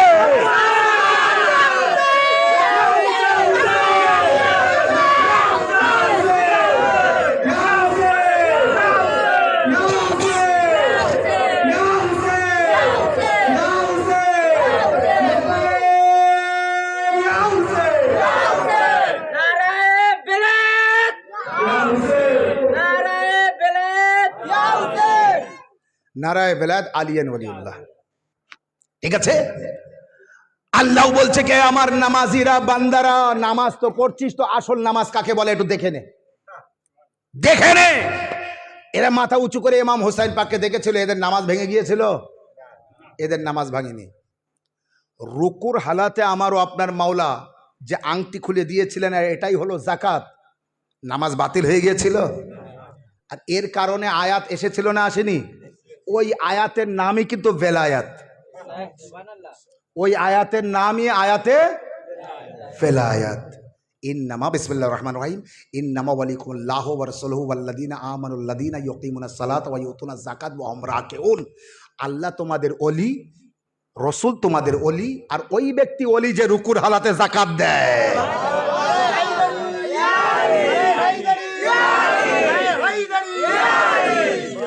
যে নামাজিদের সাথে নামাজ পড়ে আর নামাজ পড়তে পড়তে রুকুর হালাতে যাকাত দেয়, সারা পৃথিবীর ভিতরে খুঁজে আসুন, মাওলা ছাড়া কাউকে পাবেন না, মাওলা আলী ছাড়া কাউকে পাবেন না। এই কারণেই তো মাওলা আলী আলাইহিস সালাম রুকুর হালাতে যে আংটি দিয়েছেন, এদিকে মাওলা আলী আংটি দিয়েছে, ওদিকে আল্লাহ জিবরাইলকে পাঠিয়েছে, যা আয়াত নিয়ে যা, যা আয়াত নিয়ে যা। এদিকে মাওলা আলী নবীর বিছানায় হিজরতের রাতে ঘুমিয়েছে, ওদিকে আল্লাহ জিবরাইলকে পাঠিয়েছে, যা আয়াত নিয়ে যা, যা আয়াত নিয়ে যা। মাওলা আলী আহলে বাইত আর নবীর উম্মতিদের মধ্যে পার্থক্য জানেন? উম্মতিরা আয়াত আসার পরে আমল করে, আর আহলে বাইত আমল করে তো দেখে আয়াত আসে। বোঝাতে পেরেছি? আহলে বাইত আমল করে তো তাই দেখে আল্লাহ আয়াত পাঠায়, আর উম্মতি আয়াত আসে তো দেখে আমল করে। এই হচ্ছে উম্মতি আর আহলে বাইতের মধ্যে পার্থক্য, উম্মতি আর পাক পঞ্জতনের মধ্যে পার্থক্য। যখন আমি আহলে বাইতকে বুঝবো, যখন আমি আহলে বাইত আলাইহিস সালামকে ভালোবাসবো, যখন আমি ইমাম হুসাইন আলাইহিস সালামকে জানবো, মানবো, ভালোবাসবো, তখন কিন্তু পঞ্জতনের মারিফাত আমার ভিতরে আসবে। সেজদা লম্বা হলো যার জন্য, সেই হুসাইন নবী পাকের পিঠের উপরে বসে আল্লাহ আওয়াজ দিচ্ছে, রাসূল আমার হুসাইন নিজের ইচ্ছায় পিঠের উপরে যে বসেছে, নিজের ইচ্ছায় নামবে, নামবে তো মাথা তুলবে, নামবে না তো তুলবে না। আল্লাহু আকবার, আল্লাহু আকবার। আমরা সকলেই জানি নবী বড়, আমরা সকলেই জানি নবী বড়, হুসাইন তো বড় না। কিন্তু একবার রাসূলুল্লাহ জিজ্ঞাসা করেছিলেন, হুসাইন বলো তুমি বড় না আমি বড়? তুমি বড় না আমি বড়? তো আমারও আপনার মাওলা ইমামে হুসাইন আলাইহিস সালাম বলেছিলেন, না না আমি বড়। না না,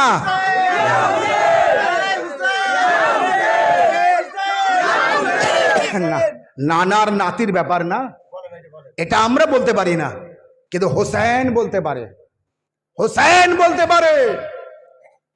কবরে যখনই কারো জিজ্ঞাসা করা হবে মান নবীকা, তোর নবীকে, তো সবাই বলবে আমার নবী অমুক।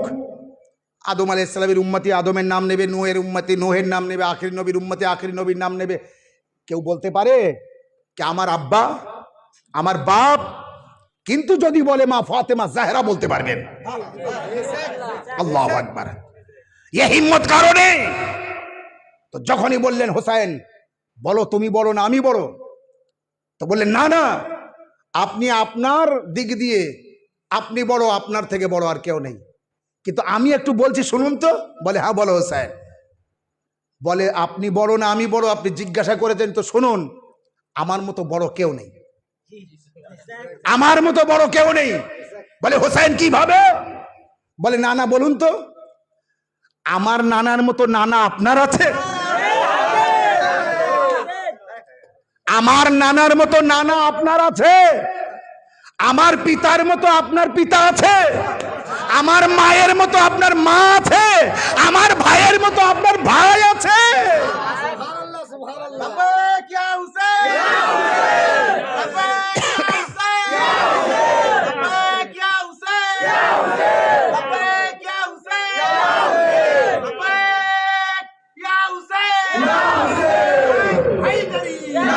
এই জন্যে ইমাম হুসাইন আলাইহিস সালামের জন্য আল্লাহ বলছে, আমার রাসূল যতক্ষণ হুসাইন নিজের ইচ্ছায় যেহেতু যে বসেছে তোমার পিঠের উপরে, হুসাইন না নামা পর্যন্ত তুমি সেজদা থেকে মাথা তুলবে না।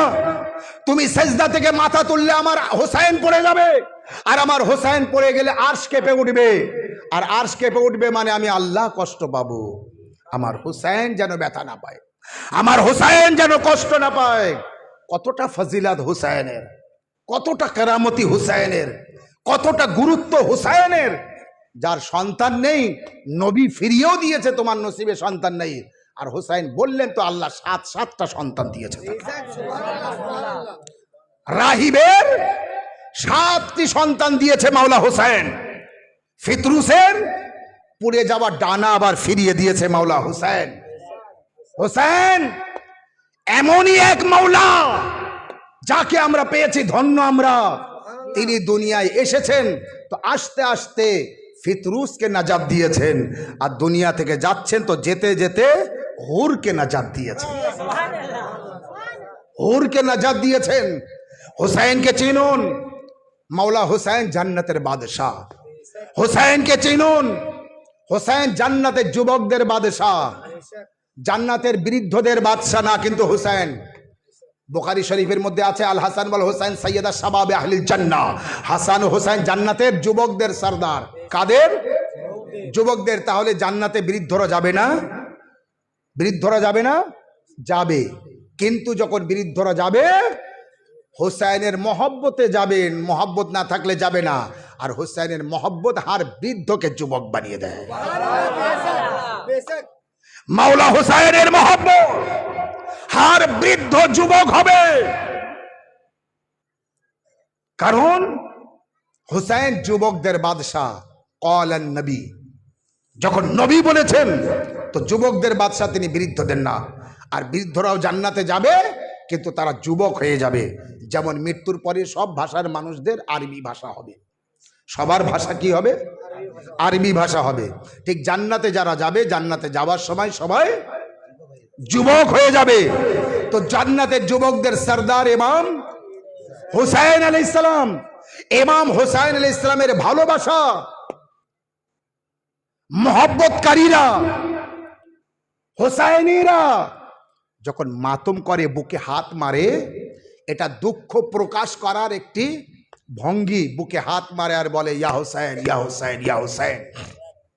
তাই এক জায়গায় রাস্তার ধারে মাতম হচ্ছিল,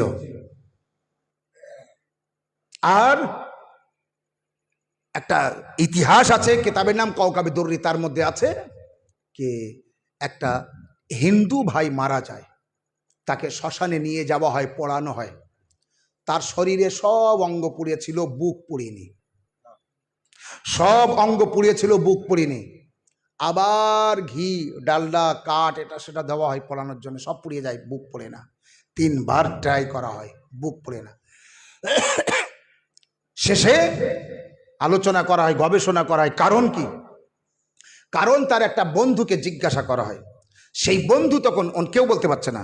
সেই বন্ধুটা বলল, আমি আর আমার ওই বন্ধু রাস্তা দিয়ে যাচ্ছিলাম, হঠাৎ দেখে রাস্তার ধারে কালো পোশাক পরা একদল লোক বুকে হাত মারে আর বলে ইয়া হোসেন, ইয়া হোসেন। আমার এই বন্ধুটা দাঁড়িয়ে, আমি একে বলছিলাম চল, দেখছিলাম অনেকে দেখে, আমরাও দেখছিলাম, তো আমি বলছিলাম চল, কিন্তু আমার বন্ধুটা বলল না, একটু দাঁড়া, আমিও ওদের সাথে বুকে হাত মারি আর ইয়া হোসেন, ইয়া হোসেন বলি। ইতিহাসে পাওয়া যায় ওই ছেলেটা বুকে হাত মেরেছিল ইয়া হোসেন, ইয়া হোসেন বলে, তাই তার শরীরে সব পুড়িয়েছিল, বুক আর পুড়িয়েনি। ये वो इमाम हुसैन अलैहिस्सलाम, যার মহব্বতে বুকে হাত মারা হয় তো বুক পড়ে না, যার মহব্বতে সারা শরীর, আমরা তার মহব্বতে জীবন যাপন করি। আমার শরীরে আগুন কিভাবে লাগবে, আমার শরীরে আঘাত কিভাবে আসবে? শুনে রাখুন, মাওলার বেলায়েত, মাওলার মহব্বত, মাওলার ভালোবাসা যার অন্তরে আছে, দুনিয়ার সব কিছু তার কাছ থেকে চলে যাক না কেন, সে সব দিয়ে দিতে রাজি, কিন্তু মাওলার মহব্বত দিতে রাজি না। মাওলার মহব্বত দিতে রাজি না। তো আমি যে কথা বলছিলাম, রাহিবের কয়টি সন্তান দিয়েছেন? 7টি সন্তান দিয়েছেন। রাহিব মুসলমান না, তারপরও রাসূলুল্লাহর কাছে এসেছে, ইয়া রাসূলুল্লাহ, আমার একটি সন্তান দান করুন, আমার সন্তান হয় না। আল্লাহর নবী দোয়া করলেন, তার সন্তান হচ্ছে না। রাসূলুল্লাহ বলে দিলেন তোমার নসিবে সন্তান নেই। কিন্তু পরে যখন সে চলে যাচ্ছে, না পাকা ছাড়তে হবে না, যখন সে চলে যাচ্ছে, ছোট্ট ইমাম হুসাইন আলাইহিস সালাম খেলতে খেলতে আসছিলেন, দেখে তার মুখটা কালো। ইমাম হুসাইন আলাইহিস সালাম বললেন তোমার মুখ কালো কেন? বলে আমি রাহমাতাল লিল আলামিনের দরবার থেকে খালি হাতে ফিরে যাচ্ছি। তখন যখন বলে রাহমাতাল লিল আলামিনের দরবার থেকে খালি হাতে ফিরে যাচ্ছি, আল্লাহর নবী তখন হোসাইনকে বললেন, হোসাইন জিজ্ঞাসা করলেন, হোসাইন যে আমার দিকে তাকান, হোসাইন জিজ্ঞাসা করলেন, আমি কিন্তু শেষ করব কথা বললে। হোসাইন তখন জিজ্ঞাসা করে, না না, এ ব্যক্তি কেন খালি হাতে ফিরে যাচ্ছে? আল্লাহ নবী বললেন, ঘটনাই এ সন্তানের জন্য এসেছিল। আল্লাহ বলছেন নসিবে সন্তান নেই। ইমাম হুসাইন, ছোট্ট হুসাইন বললেন, না না, দোয়া করে দাও, এর সন্তান হবে। আল্লাহ নবী বললেন, আল্লাহ বলেছেন নসিবে সন্তান নেই। ছোট্ট হুসাইন হঠাৎ করে বলে দিলেন, না না, আমি রাহিবকে একটি সন্তান দিয়ে দিলাম। রাসূলুল্লাহ বলছে হুসাইন এর নসিবে সন্তান নেই। হুসাইন বললেন, না না, রাহিবকে 2টি সন্তান দিয়ে দিলাম। রাসূলুল্লাহ বলছে হুসাইন রাহিবের নসিবে সন্তান নেই। হুসাইন বলছে রাহিবকে আমি 3টে সন্তান দিয়ে দিলাম। রাসূলুল্লাহ বলছে রাহিবের সন্তান নেই, বলছে আমি 4টে দিয়ে দিলাম। রাসূলুল্লাহ বলছে রাহিবের সন্তান নেই, হুসাইন বলছে আমি 5টি সন্তান দিয়ে দিলাম, 6টি সন্তান দিয়ে দিলাম, 7টি সন্তান দিয়ে দিলাম। ফানা জালা জিবরাইল, ওই মুহূর্তে আল্লাহ জিবরাইলকে পাঠালো, আর জিবরাইলকে পাঠালো আল্লাহ, আর বলছে হে জিবরাইল যাও আর আমার নবীর মুখ বন্ধ করতে বলো, আমার নবীর মুখ বন্ধ করতে বলো, আমার নবী যেন আর মানা না করে। নবী যতবার মানা করবে হুসাইন ততবার বলবে, আর হুসাইন যতবার সন্তান দেবে আমি আল্লাহ তত হুসাইনকে সন্তান দেব।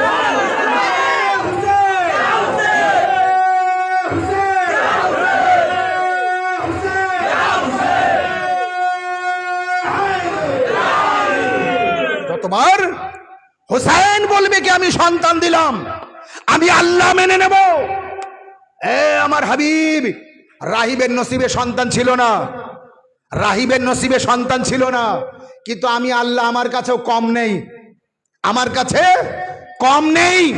কিন্তু যদি কেউ আপনাকে 1 লাখ টাকা ধার দিয়ে থাকে আর সেই ব্যক্তি কোনোদিন আপনার কাছে 100 টাকা চায় আর আপনার কাছে থাকে, তো আপনি দেবেন না দেবেন না? আবার বলছি উদাহরণটা, কেউ আপনাকে 1 লাখ টাকা ধার দিয়ে রেখেছে, 5 লাখ টাকা ধার দিয়ে রেখেছে আর ন্যায়ও নেয়, কিন্তু সে কোনোদিন আপনার কাছে 20 টাকা চাইছে আর আপনার কাছে কোটি কোটি টাকা আছে, তো আপনি তার দেবেন না দেবেন না? দেবেন। কিন্তু ওই ব্যক্তি যদি আপনার কাছে চায়, যে ব্যক্তিকে দিচ্ছে ধারটা নিয়ে আপনার কাছ থেকে 20 টাকা নিয়ে যাকে দেবে, সেই ব্যক্তিকে আপনি চেনেন না, তার সাথে আপনার কোনো সম্পর্ক নেই, সে চাবে আপনি দেবেন না, আর আমি চাবো আপনি দেবেন, আমি নিয়ে তাকে দিয়ে দিলাম, কারণ আমি আপনাকে 1 লাখ টাকা দিয়ে রেখেছি, আজ 100 টাকা চাচ্ছি। আল্লাহ বলছে কি, আমি আমার আদম থেকে নিয়ে আখেরি নবী পর্যন্ত সমস্ত নবীকে বলেছিলাম আমার ইসলাম খাতরায় যাবে, আমার ইসলাম বিপদের সম্মুখীন হবে। ইসলামকে ধ্বংস করার জন্য সন 61 হিজরিতে ইয়াজিদ নামক এক ব্যক্তি ঝড় ও তুফান তুলবে, আর সেই তার ঝড় ও তুফান থেকে ইসলামকে বাঁচানোর জন্য 72 কুরবানি দিতে হবে। আদম তুমি পারবে? আদম বলেছিল আমার হাবিল কাবিলের ঝগড়া থামাতে পারবো না, আমি 72 কোথার থেকে দেবো। নূহ তুমি পারবে? তো নূহ বলেছিল আমার ছেলে আর আমার স্ত্রীতে আমার কথা শুনবে না, নৌকায় উঠবে না, আমি কোথা থেকে কি করব। ইব্রাহিম তুমি পারবে? তো ইব্রাহিম বলছে কি আমার তাই নমরুদ কখনো আগুনে ফেলবে, কোথায় কোথায় নিয়ে যাবে, আমি কি করব। মুসা তুমি পারবে? তো বলে আমাকে তাই ফেরাউন তাড়িয়ে তাড়িয়ে বেড়াবে, কখনো নীল দরিয়ায়, কখনো কোথায়। কোন নবী যখন পারছে না, তখন ইমাম হোসেন আলাইহিস সালামের রূহ আগে গেল। আল্লাহ 72 জনের আমি ইসলামকে বাঁচাবো। আল্লাহ তখন বলছে ইসলামকে বাঁচাতে কিন্তু 1টা না 2টো না 72 কোরবানি দিতে হবে। হোসেন বলছে আমি রাজি আছি, হোসেন বলছে আমি রাজি আছি। হোসেন শুধু রাজি থাকলে হবে না, 72 জনের গলা দিতে হবে। হোসেন বললেন আমি রাজি আছি। আল্লাহ যা যা চেয়েছে হোসেন তাই তাই দিয়েছে, আল্লাহ যা যা চেয়েছে হোসেন তাতে তাতে রাজি হয়েছে। আল্লাহ সেই দিন বলেছে হোসেন তোমার সব দিয়ে যখন আমাকে বাঁচিয়েছো, আমারও সব দিয়ে তোমার জিকিরকে বাঁচাবো।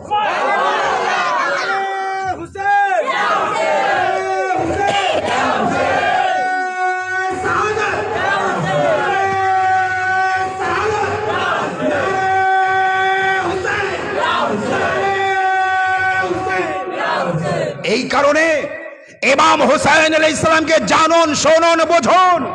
হোসেন কাকে বলে? হোসেন কাকে বলে? ছোট্ট হোসেন রোজা রেখেছে, ছোট্ট হোসেন বাজাইটা বলে আমি কারবালার মুসাইবে যাব, মজলিসকে সমাপ্ত করব। ছোট্ট মাওলা হোসেন পাক রোজা রেখেছেন, এখনো রোজা ফরজ হয়নি, মাত্র 5-6 বছর বয়স কি 7 বছর বয়স। মা ফাতেমা জাহরা দুপুর হতে না হতে প্রচণ্ড গরম রৌদ্র, বলছে হুসাইন তুমি ছোট, তোমার উপর রোজা ফরজ হয়নি, বেটা হুসাইন তুমি ইফতার করে নাও। না মা, আমার জীবনের প্রথম রোজা, আসরের টাইম হলো, খুব কষ্ট হচ্ছে, হুসাইন ইফতার করে নাও। না মা, আমার জীবনের প্রথম রোজা। মা ফাতেমা জাহরা যখন সহ্য করতে পারছেন না, বাবার কাছে গেলেন, বাবা তোমার হুসাইন দেখো কি অবস্থা, চেহারার দিকে দেখার মতো নেই, খুব কষ্ট হচ্ছে, হুসাইনকে বলো ইফতার করে নিতে। তখন আল্লাহর প্রিয় নবী এসে বললেন হুসাইন আয় আমার লাল, ইফতার করে নাও, সূর্য অস্তে যাবে, সে এখন অনেক লেট, অনেক দেরি। ইমাম হুসাইন আলাইহিস সালাম বললেন না না, আমার জীবনের প্রথম রোজা, আমার জীবনের প্রথম রোজা, আমি ইফতার করব তখন যখন সূর্য অস্তে যাবে। মাওলা আলী আলাইহিস সালাম এসে বললেন হুসাইন ইফতার করে নাও। বলে বাবা আমার জীবনের প্রথম রোজা, আমি ইফতার তখন করব যখন সূর্য অস্তে যাবে। ফাতেমা এসে বলে হুসাইন ইফতার করে নাও। বলে আম্মা আমার জীবনের প্রথম রোজা, আমি ইফতার করব তখন যখন সূর্য অস্তে যাবে। আল্লাহর নবীর আর থাকা গেল না, আল্লাহর নবী বলছেন, আল্লাহর নবী তখন সূর্যের দিকে তাকিয়ে ইশারা করলে বললেন এই সূর্য, ইয়ে হুসাইন ততক্ষণ পর্যন্ত ইফতার করবে না যতক্ষণ তুই অস্তে যাবি না। সাথে সাথে সূর্য অস্তে গেল। ইমাম হুসাইনের কাছে, ইমাম হুসাইন আলাইহিস সালামের কাছে সামনে আল্লাহর নবী খোরমার পানি নিয়ে গেলেন, হুসাইন ইফতার করে নাও, হুসাইন ইফতার করে নাও। সাথে সাথে ইমাম হুসাইন আলাইহিস সালাম বললেন না না, জীবনের প্রথম রোজা, আগে কিছু উপহার নেব তারপরে ইফতার করব। আগে কিছু উপহার গ্রহণ করব, তারপরে ইফতার করব। ইমাম হুসাইন আলাইহিস সালামকে নানা রাসূলুল্লাহ বললেন, হোসেন, আল্লাহ আমার অনেক কিছু দিয়েছে, সব কিছু যা আমার দিয়েছে, আমাকে জান্নাতের মালিক বানিয়ে দিয়েছে। জান্নাত জাহান্নাম যা কিছু, হাউজে কৌসার সব আমাকে দিয়েছে। যাও হোসেন, আল্লাহ আমাকে জান্নাত দিয়েছে, আমি তোমার জান্নাতের মালিক বানিয়ে দিলাম। মাওলা আলী আলাইহিস সালাম বলছেন, হোসেন, তোমার জীবনের প্রথম রোজা যখন ইফতার করবে না, যতক্ষণ উপহার না দেব, তো যাও, আল্লাহ আমাকে হাউজে কৌসার দিয়েছে, আমি হাউজে কৌসারের পানি পিলানেওয়ালা আমি আছি, ওই পানির মালিক তোমাকে করে দিলাম। ফাতেমা জাহরা বলছে, হোসেন, আলী এবং আমার তোমার বাপের আর আমার বিবাহ যখন আল্লাহ আরশে মুআল্লায় জান্নাতে আমাদের প্রথম নূরি বিবাহ দিয়েছিল আল্লাহ জান্নাতে, দুনিয়ার সমস্ত পানি আমার মোহরানায় দিয়েছে, সেই পানির মালিক তোমাকে বানিয়ে দিল। মাওলা আলী আলাইহিস সালাম বললেন, আমি আবু তোরাব আছি, মাটির বাপ আছি, মাটির পিতা আছি, সেই সমস্ত মাটির মালিক তোমাকে করে দিলাম।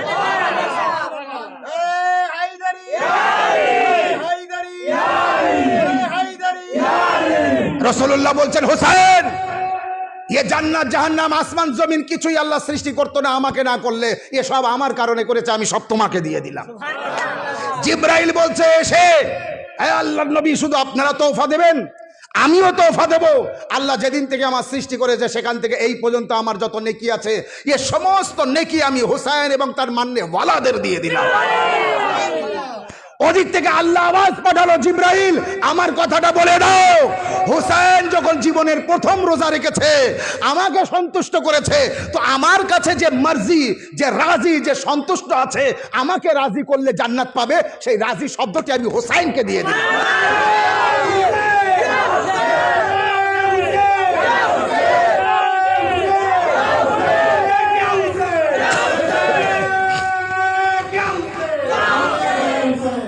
এই কারণে দুনিয়ার মধ্যে যা আছে আল্লাহর, তা আছে সব, যা আছে আল্লাহর, তা আছে মাওলা হুসাইনের। এই কারণেই তো আজ পৃথিবীর মধ্যে সব থেকে বড় জামায়াত এই মুহূর্তে ইমাম হুসাইন আলাইহিস সালামের পবিত্র মাজার শরীফ, রওজা শরীফ যেটা আছে ইরাকে কারবালায়। আপনি দেখেন, ইতিহাস দেখুন, হজে ক লাখ লোক যায়? খুব বেশি 30-35 লাখ। শুধু ভারতবর্ষ থেকে কয়েক লক্ষ মানুষ গিয়েছে কারবালায়, শুধু ভারতবর্ষ থেকে। বাইরের দেশের আর সারা ইরান তো সব বর্ডার খুলে দেয়, পুরো বর্ডার খোলা। আপনি ভাবতে পারেন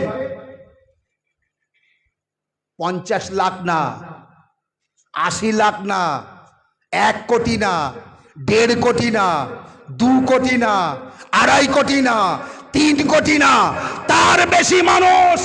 আল্লাহ বলছে, হোসেন, তোমার সব কিছু দিয়ে যখন আমার ইসলামকে বাঁচিয়েছো, আমার তাওহীদকে বাঁচিয়েছো, নবুয়তকে বাঁচিয়েছো, কোরআন বাঁচিয়েছো, কাবা বাঁচিয়েছো, আমি আল্লাহ আমার যত হিম্মত আছে সব কিছু দিয়ে পৃথিবীর সমস্ত মানুষ আমার ঘরে না ডাকলেও, তোমার রওজায় যদি না পাঠায়, আমিও আল্লাহ না।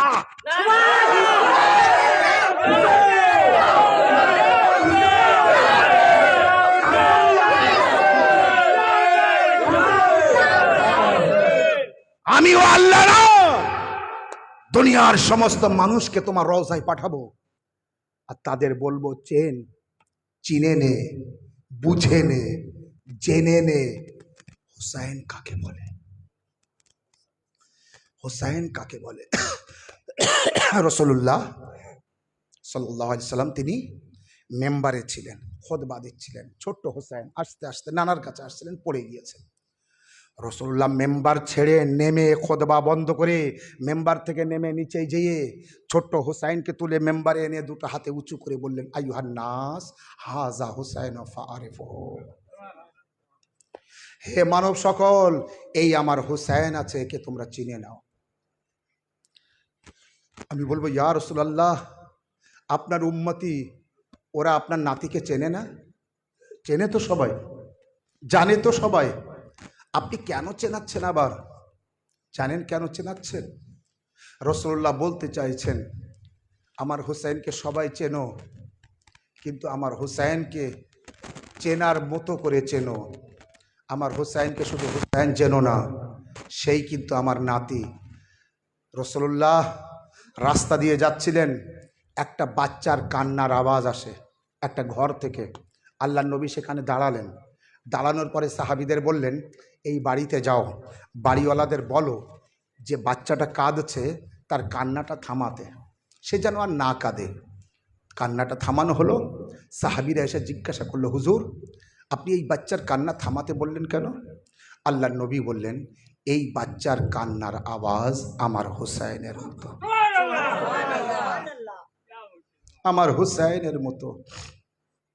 এই বাচ্চার কান্নার আওয়াজ আমার কানে আসতেই আমি বড় কষ্ট পাচ্ছি, আমি বড় ব্যথা পাচ্ছি, তাই এই বাচ্চার কান্নার আওয়াজকে থামাতে হবে। একটা বাচ্চাকে রাসূলুল্লাহ রাস্তা দিয়ে যেতে যেতে বাচ্চাকে কোলে নিলেন। সাহাবাই কেরাম আদর করলেন, তারপর ছেড়ে দিয়ে চলে গেলেন। সাহাবাই কেরামরা জিজ্ঞাসা করলেন, হুজুর এই বাচ্চাটার কোলে তুলে নিলেন? বলে, এই কারণে আমি দেখেছিলাম একদিন সব বাচ্চারা খেলা করছিল, তার ভিতরে আমার হুসাইনের সাথে, বলে তার ভিতরে এই বাচ্চাটা আমার হুসাইন যেভাবে হেঁটে যাচ্ছিল, তার পায়ের নিচের ধুলো তুলে এ নিজের চোখে লাগাচ্ছিল, নিজের মুখে লাগাচ্ছিল। এই কথার দ্বারাই কি বুঝতে পেরেছেন? হুসাইনের কত মর্যাদা রাসূলুল্লাহর কাছে, কত মহব্বত রাসূলুল্লাহর কাছে।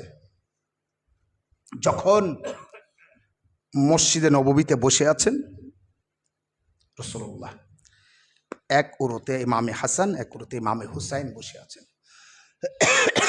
আর সেই সময় ইমামে হাসানের মুখে চুম্বন দিচ্ছেন রাসূলুল্লাহ, আর ইমামে হুসাইনের গলায় চুম্বন দিচ্ছেন। ইমাম হুসাইন যতবার মুখটা বাড়ায়, মুখে চুম্বন দেয় না, গলায় চুম্বন দেয়, আর ইমামে হাসান আলাইহিস সালামের গলায় চুম্বন দিচ্ছেন। হুসাইন ওখান থেকে উঠে সোজা আম্মা জানের কাছে গেলেন, মায়ের কাছে। আম্মা, আমার মুখটা শুকে দেখুন তো। বলে, কেন বেটা, কি হয়েছে? বলে, না আমার মুখে কোনো দুর্গন্ধ আছে না নেই? তখন জিজ্ঞাসা যখন করলেন, তখন বললেন, কেন বেটা হুসাইন, কি হয়েছে বলো।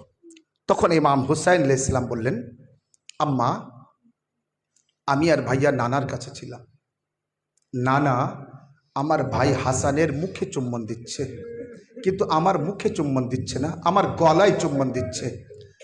আম্মা একবার বলো তো বিষয়টা কি। ফাতেমা জাহরা ইমাম হুসাইনকে নিয়ে সোজা মসজিদে গেলেন। সাহাবাই কেরামরা মসজিদের বাইরে চলে গেলেন, কারণ ফাতেমা এসছে, সবাই আদবের জন্যে চলে গেলেন। রাসূলুল্লাহ উঠে দাঁড়ালেন, ফাতেমাকে থেকে উঠে দাঁড়াতেন, উঠে দাঁড়ালেন। দাঁড়ানোর পরে বললেন, ফাতেমা তোমার এই অবস্থায় আসা আর হুসাইনকে নিয়ে? বলে, বাবা আমার হুসাইনকে কে কাঁদিয়েছে? আমার হুসাইনের চোখে পানি কেন?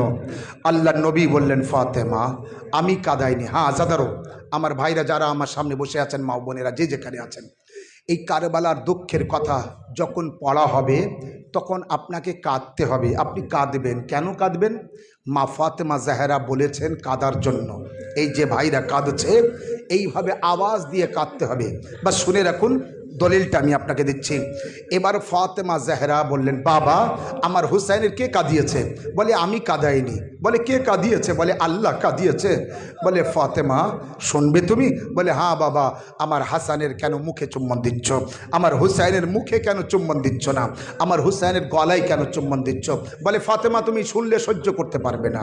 ফাতেমা জাহরা বললেন, হ্যাঁ বাবা বলুন, আমি সহ্য করব।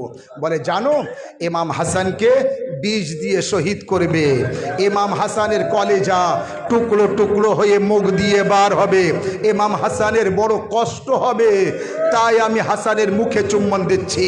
বলে বাবা, তাহলে আমার হুসাইনের গলায় কেন চুম্বন দিচ্ছেন?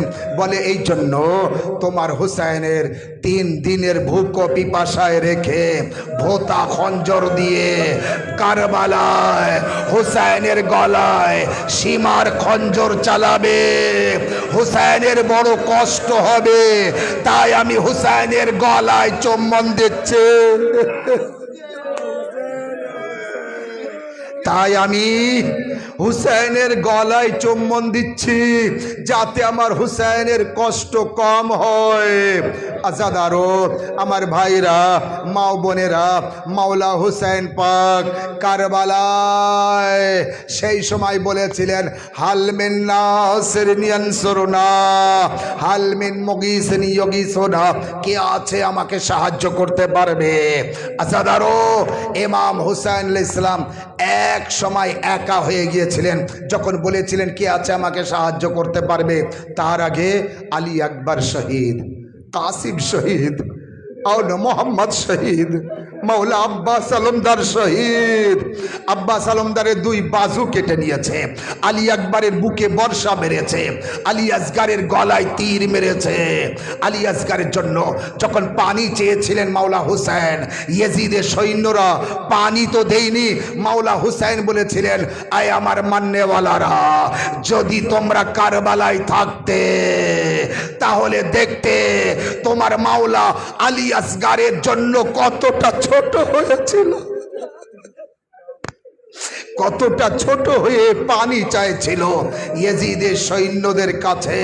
যখন মাওলা হুসাইন পাক একা হয়ে গেলেন, জুলজানার উপর থেকে ইমাম হুসাইন আলাইহিস সালাম বললেন, তোমরা আমার চেনো না, তোমরা আমার জানো না, আমি তো সেই রাসূলুল্লাহর নাতি, আমার নানার কলেমা পড়ো তোমরা। কেন তোমরা আমার আকবরকে মেরেছো? কেন আমার আসগরকে মেরেছো?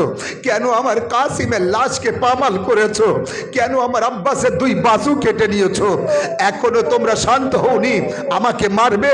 এসো এসো, আমি হুসাইন এসেছি, আমি ফাতেমা জাহরার লাল, আমি রাসূলুল্লাহর পিঠে থাকতাম, আমি রাসূলুল্লাহর কোলে থাকতাম, এসো তোমরা আমাকে মারো।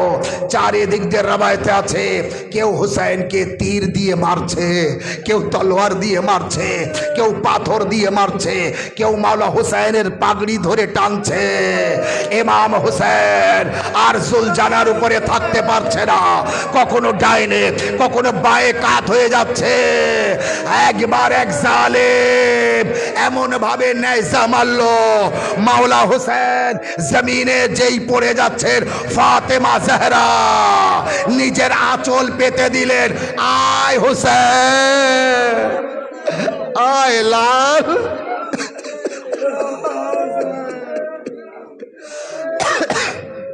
আয় আয় হুসাইন, আয় আমার কোলে আয়, বড় কষ্ট করেছেন। ইমাম হুসাইন আলাইহিস সালাম যখন এই কারবালার জমিনে কারবালায় পড়ে গিয়েছিলেন, আখেরি সেজদা করছিলেন, এমন সময় শিমরে মালুন ধারওয়ালা খঞ্জর পাথরে মারতে মারতে আসে যাতে ধার কমে যায় আর হুসাইনকে কষ্ট দিয়ে মারা যায়।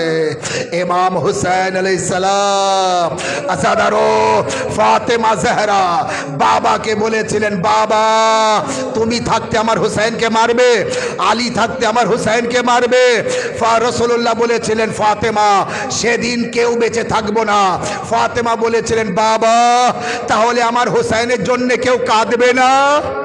আল্লাহ নবী বলেছিলেন, আল্লাহ একটা কম পয়দা করবে যারা তোমার হুসাইনের মাতম করবে, যারা তোমার হুসাইনের জন্য কাঁদবে, যারা হায় হুসাইন হায় হুসাইন বলবে। আজরকুম আল্লাহ, এই সেই কম আছে। আজ রোজে আরবাইন আছে, সবে আরবাইন। আজাদারও আস্তে আস্তে বলছি, আস্তে আস্তে শুনবেন আর চোখের পানি ঝরাবেন। মা ফাতেমা জাহরা বলেছেন, যারা আমার হুসাইনের জন্য কাঁদবে আমি রুমাল নিয়ে যাব, তাদের চোখের পানি আমার রুমালে ধরে রাখবো। আজাদারো, আল্লাহ আমার আপনার চোখের পানি মা জাহেরার রুমালে জায়গা করে দিক। যখন মাওলা হুসাইন আলাইহিস সালামের বুকে বসে সীমার খঞ্জর চালাচ্ছে ইমাম হুসাইন, তখন শিমরে মালুনকে যখন পরে মুখতারে সাকাফি ধরেছিল আর বলেছিল, মুখতার যখন মাওলাকে মারছিলি আমার মাওলা কি বলছিল বল। মুখতার তখন বলছে তুমি তখন শিমরে মালুন বলছে, মুখতার তুমি সহ্য করতে পারবে না। মুখতার বলছে বলে শিমরে মালুন বলছে, আমি যখন হুসাইনের বুকে বসে খঞ্জর চালাচ্ছিলাম হুসাইনের ঠোঁট হিলছিল, আমি শুনতে পাচ্ছিলাম না। কানটা আস্তে আস্তে হুসাইনের কাছে মুখের কাছে নিয়ে যায়, দেখি হুসাইনের ঠোঁট ফেটে গিয়েছে। ভুক ও পিপাসায় ক্ষুধার্ত হুসাইন, ঠোঁট ফেটে গিয়েছে, জিহ্বা ফেটে গিয়েছে।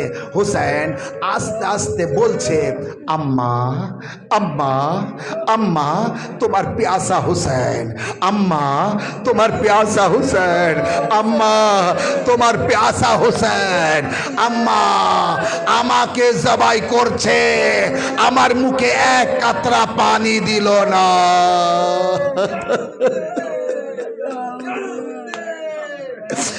আজাদারো বা শেষ করবো কারবালার মুসাইব পড়ে ইয়েজিদের কারাগারে কাফেলাকে বন্দি করে রাখে। 1 বছর পর যখন ইয়েজিদ রিহাই করে দেয়, এই কাফেলা মদিনায় ফিরে যাচ্ছিল কারবালার উপর দিয়ে, কিন্তু কারবালা আসার পরে হজরতে জাইনাব নিজেকে ফেলে দেয়, হজরতে রবাব নিজেকে ফেলে দেয়, শহরবানু নিজেকে জমিনে কারবালায় ফেলে দেয়। জাইনুল আবেদির ওখানে যে লাশা মোবারকের কবর করা ছিল সব কবরে বিবিরা যায়, মাতম করে। একটি কবর দেখে ছোট কবর বাচ্চাদের মতো, যখন শোনা হয় বলে এটি আবুল ফজল আব্বাসের কবর। বলে আব্বাস তো অনেক লম্বা, কবর এত ছোট কেন? বলে আব্বাসের লাশে ঘোড়া চালিয়ে লাশকে পামাল করে।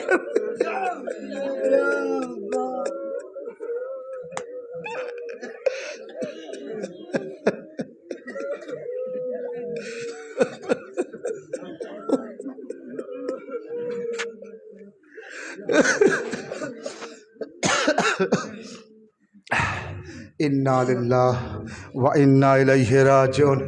अरदन बिक़ज़ाइ व तस्लीम।